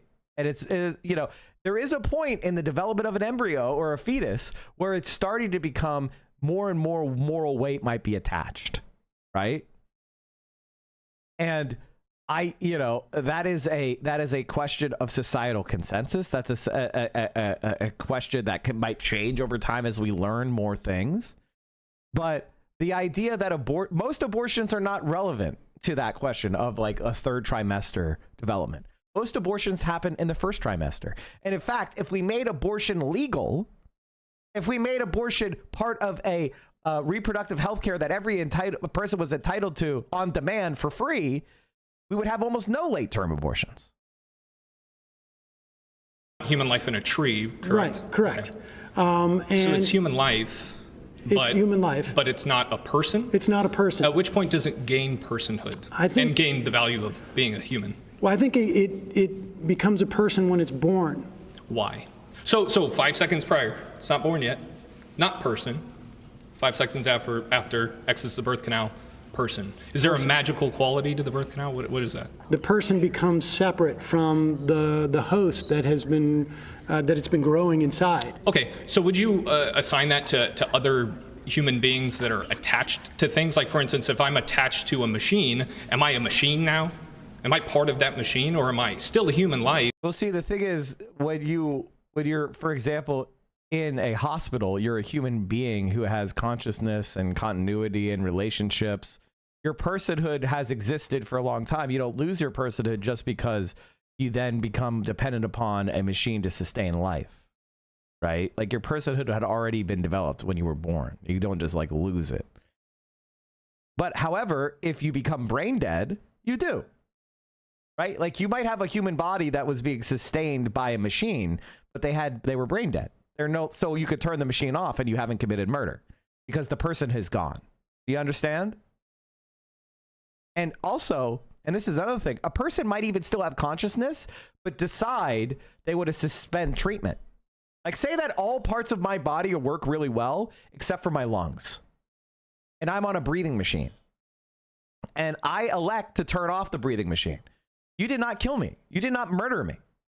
I will die as a natural consequence of that. But but that's not murder. I have it, that is not a legally prescribed act. Withholding treatment is a decision that I get to make as part of my own bodily autonomy. Just like I could refuse chemotherapy, I could refuse surgery, I could refuse a blood transfusion, I could refuse all that because I have bodily autonomy.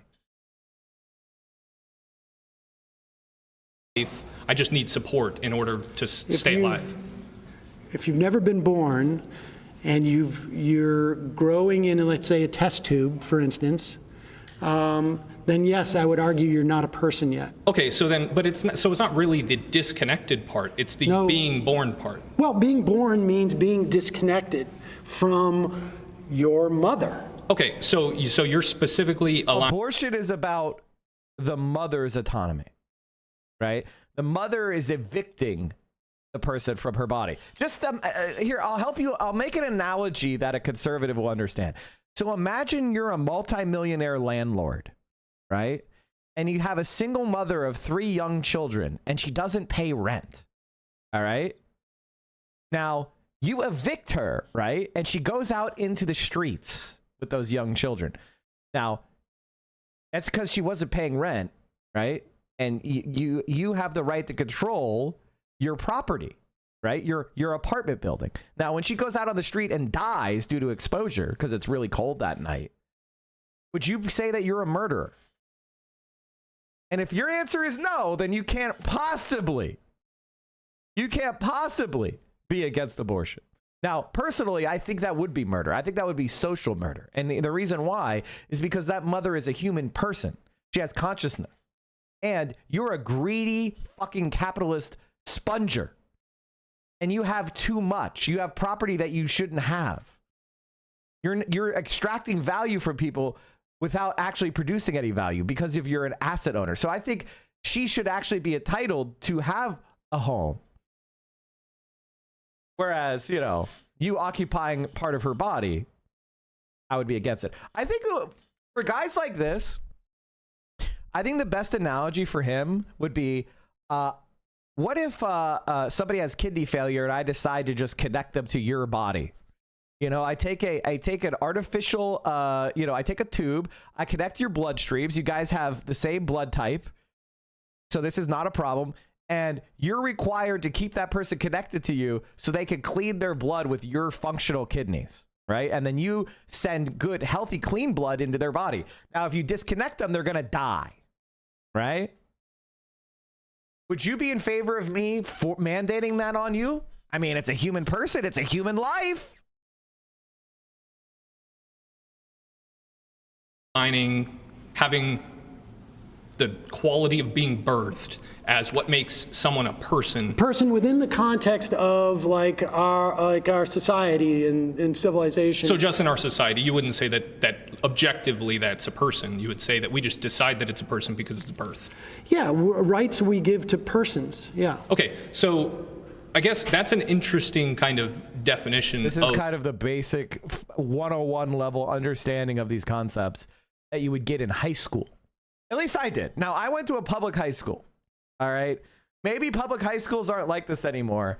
But when I was in high school, we had these conversations. We literally talked about the concepts of personhood. We talked about we talked about the pro-life position, the pro-choice position.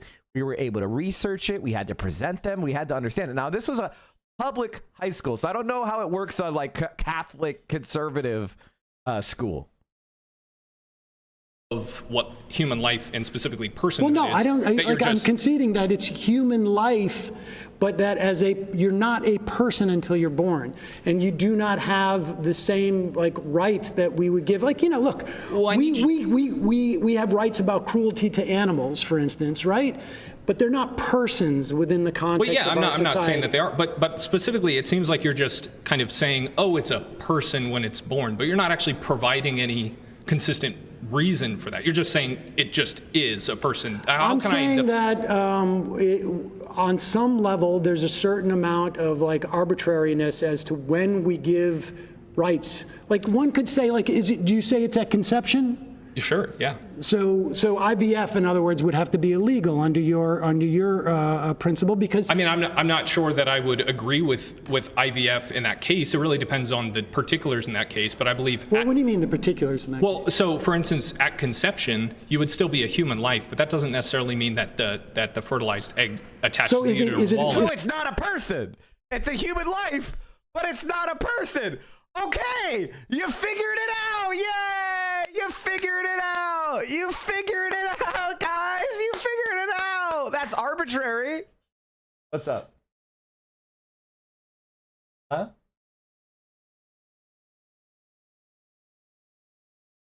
Gotcha. All right. Is it human life for you, or what? It's human life, yeah. Okay, so human life should be protected. Yes. Okay, so IVF. Yeah, I would say that. So IVF should be illegal under your rubric. No. So they're human lives, correct? The IVF is when the egg and the sperm in that and then they're supplanted. Yes. Is it when is it human life? As soon as it has unique human DNA. That's a human life. Okay, so it's a new human, correct? Now in the IVF process, there's stuff that gets thrown out. Like, yes. You would consider that murder. I'm not even defending IVF or going against it. I'm specifically saying abortion. That was my claim, right? I'm not going to argue IVF. But isn't that abortion under your principle? I would say if you get rid of human life after conception, I don't think that's moral. I'm not going to argue the IVF particulars because that's not what my claim was, right? When we're talking about laws, right? Because you want to outlaw abortion. Yes. Correct? Okay. When we're talking about laws, it's not just morality when we form public policy around and create laws. Not just, but it should be moral, correct? Well, I mean, I think like your definition. Moral is how do we determine which morality? Democratic consensus. Right? We have a morality and we use democratic consensus to kind of derive that.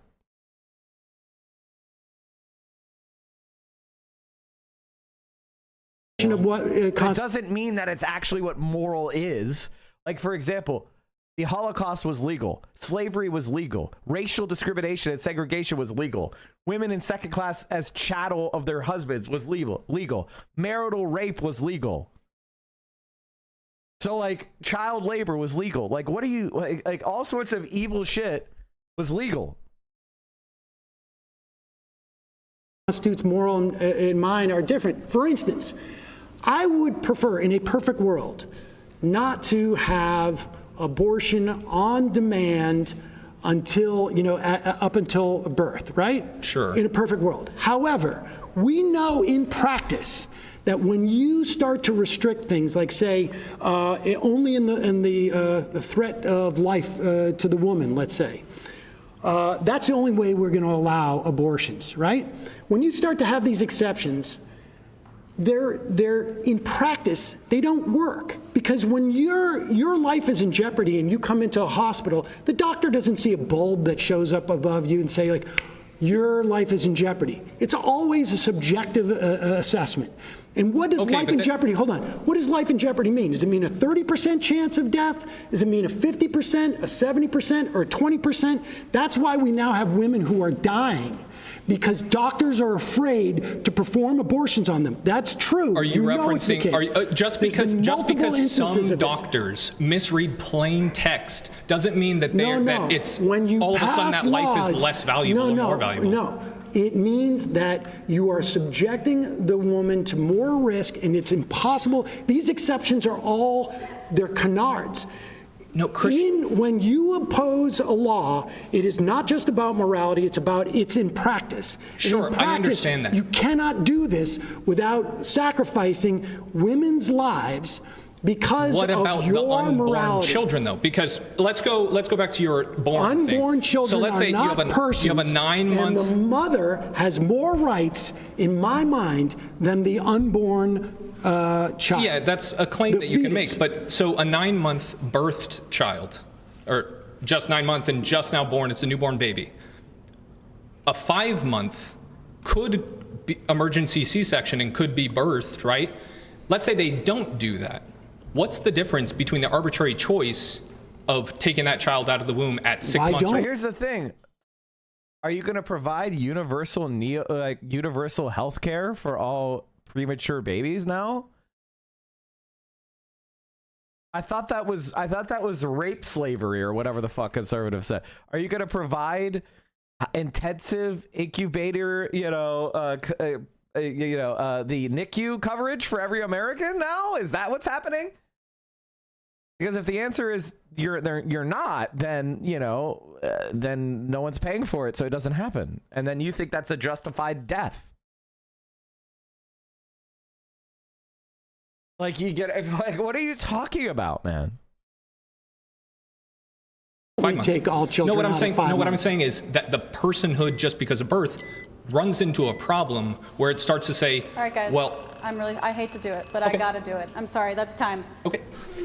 Hey. Listen, if you want people to not have abortions, then just tell them not to have abortions, and I'm perfectly fine with people deciding not to have an abortion. I think that's a good compromise. If you want to be pro-life, you can be pro-life. I'm glad I was here. It was interesting. It was, I know my questions were more sort of policy oriented, I think, than maybe folks anticipated here, and I was a little bit surprised that there wasn't many people here who could address the policies. They were very, very sure of themselves as to why they voted for Trump, but a lot of it was sort of not material in any way. So there was stuff that conservatives were saying today that I fundamentally disagreed with my entire heart, but at the end of the day, we're still part of the conservative movement. So I think there are people that I disagreed with, there are people that I completely did agree with, but the cool thing about this new conservative movement and the people here today is it's people from all different walks of life sharing their perspective.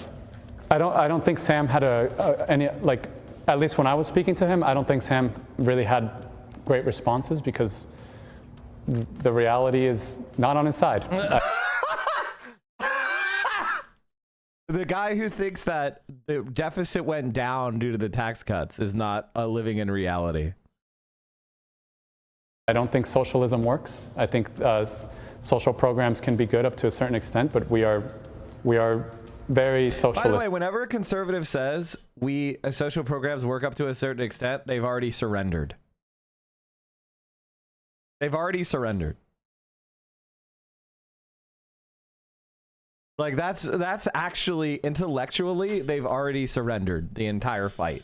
because then it just becomes a conversation about what they personally think is a good program or not. In which case, we're already talking about the validity of programs as an idea. We're already talking about democracy as the source of the information about which programs we fund and which one we don't.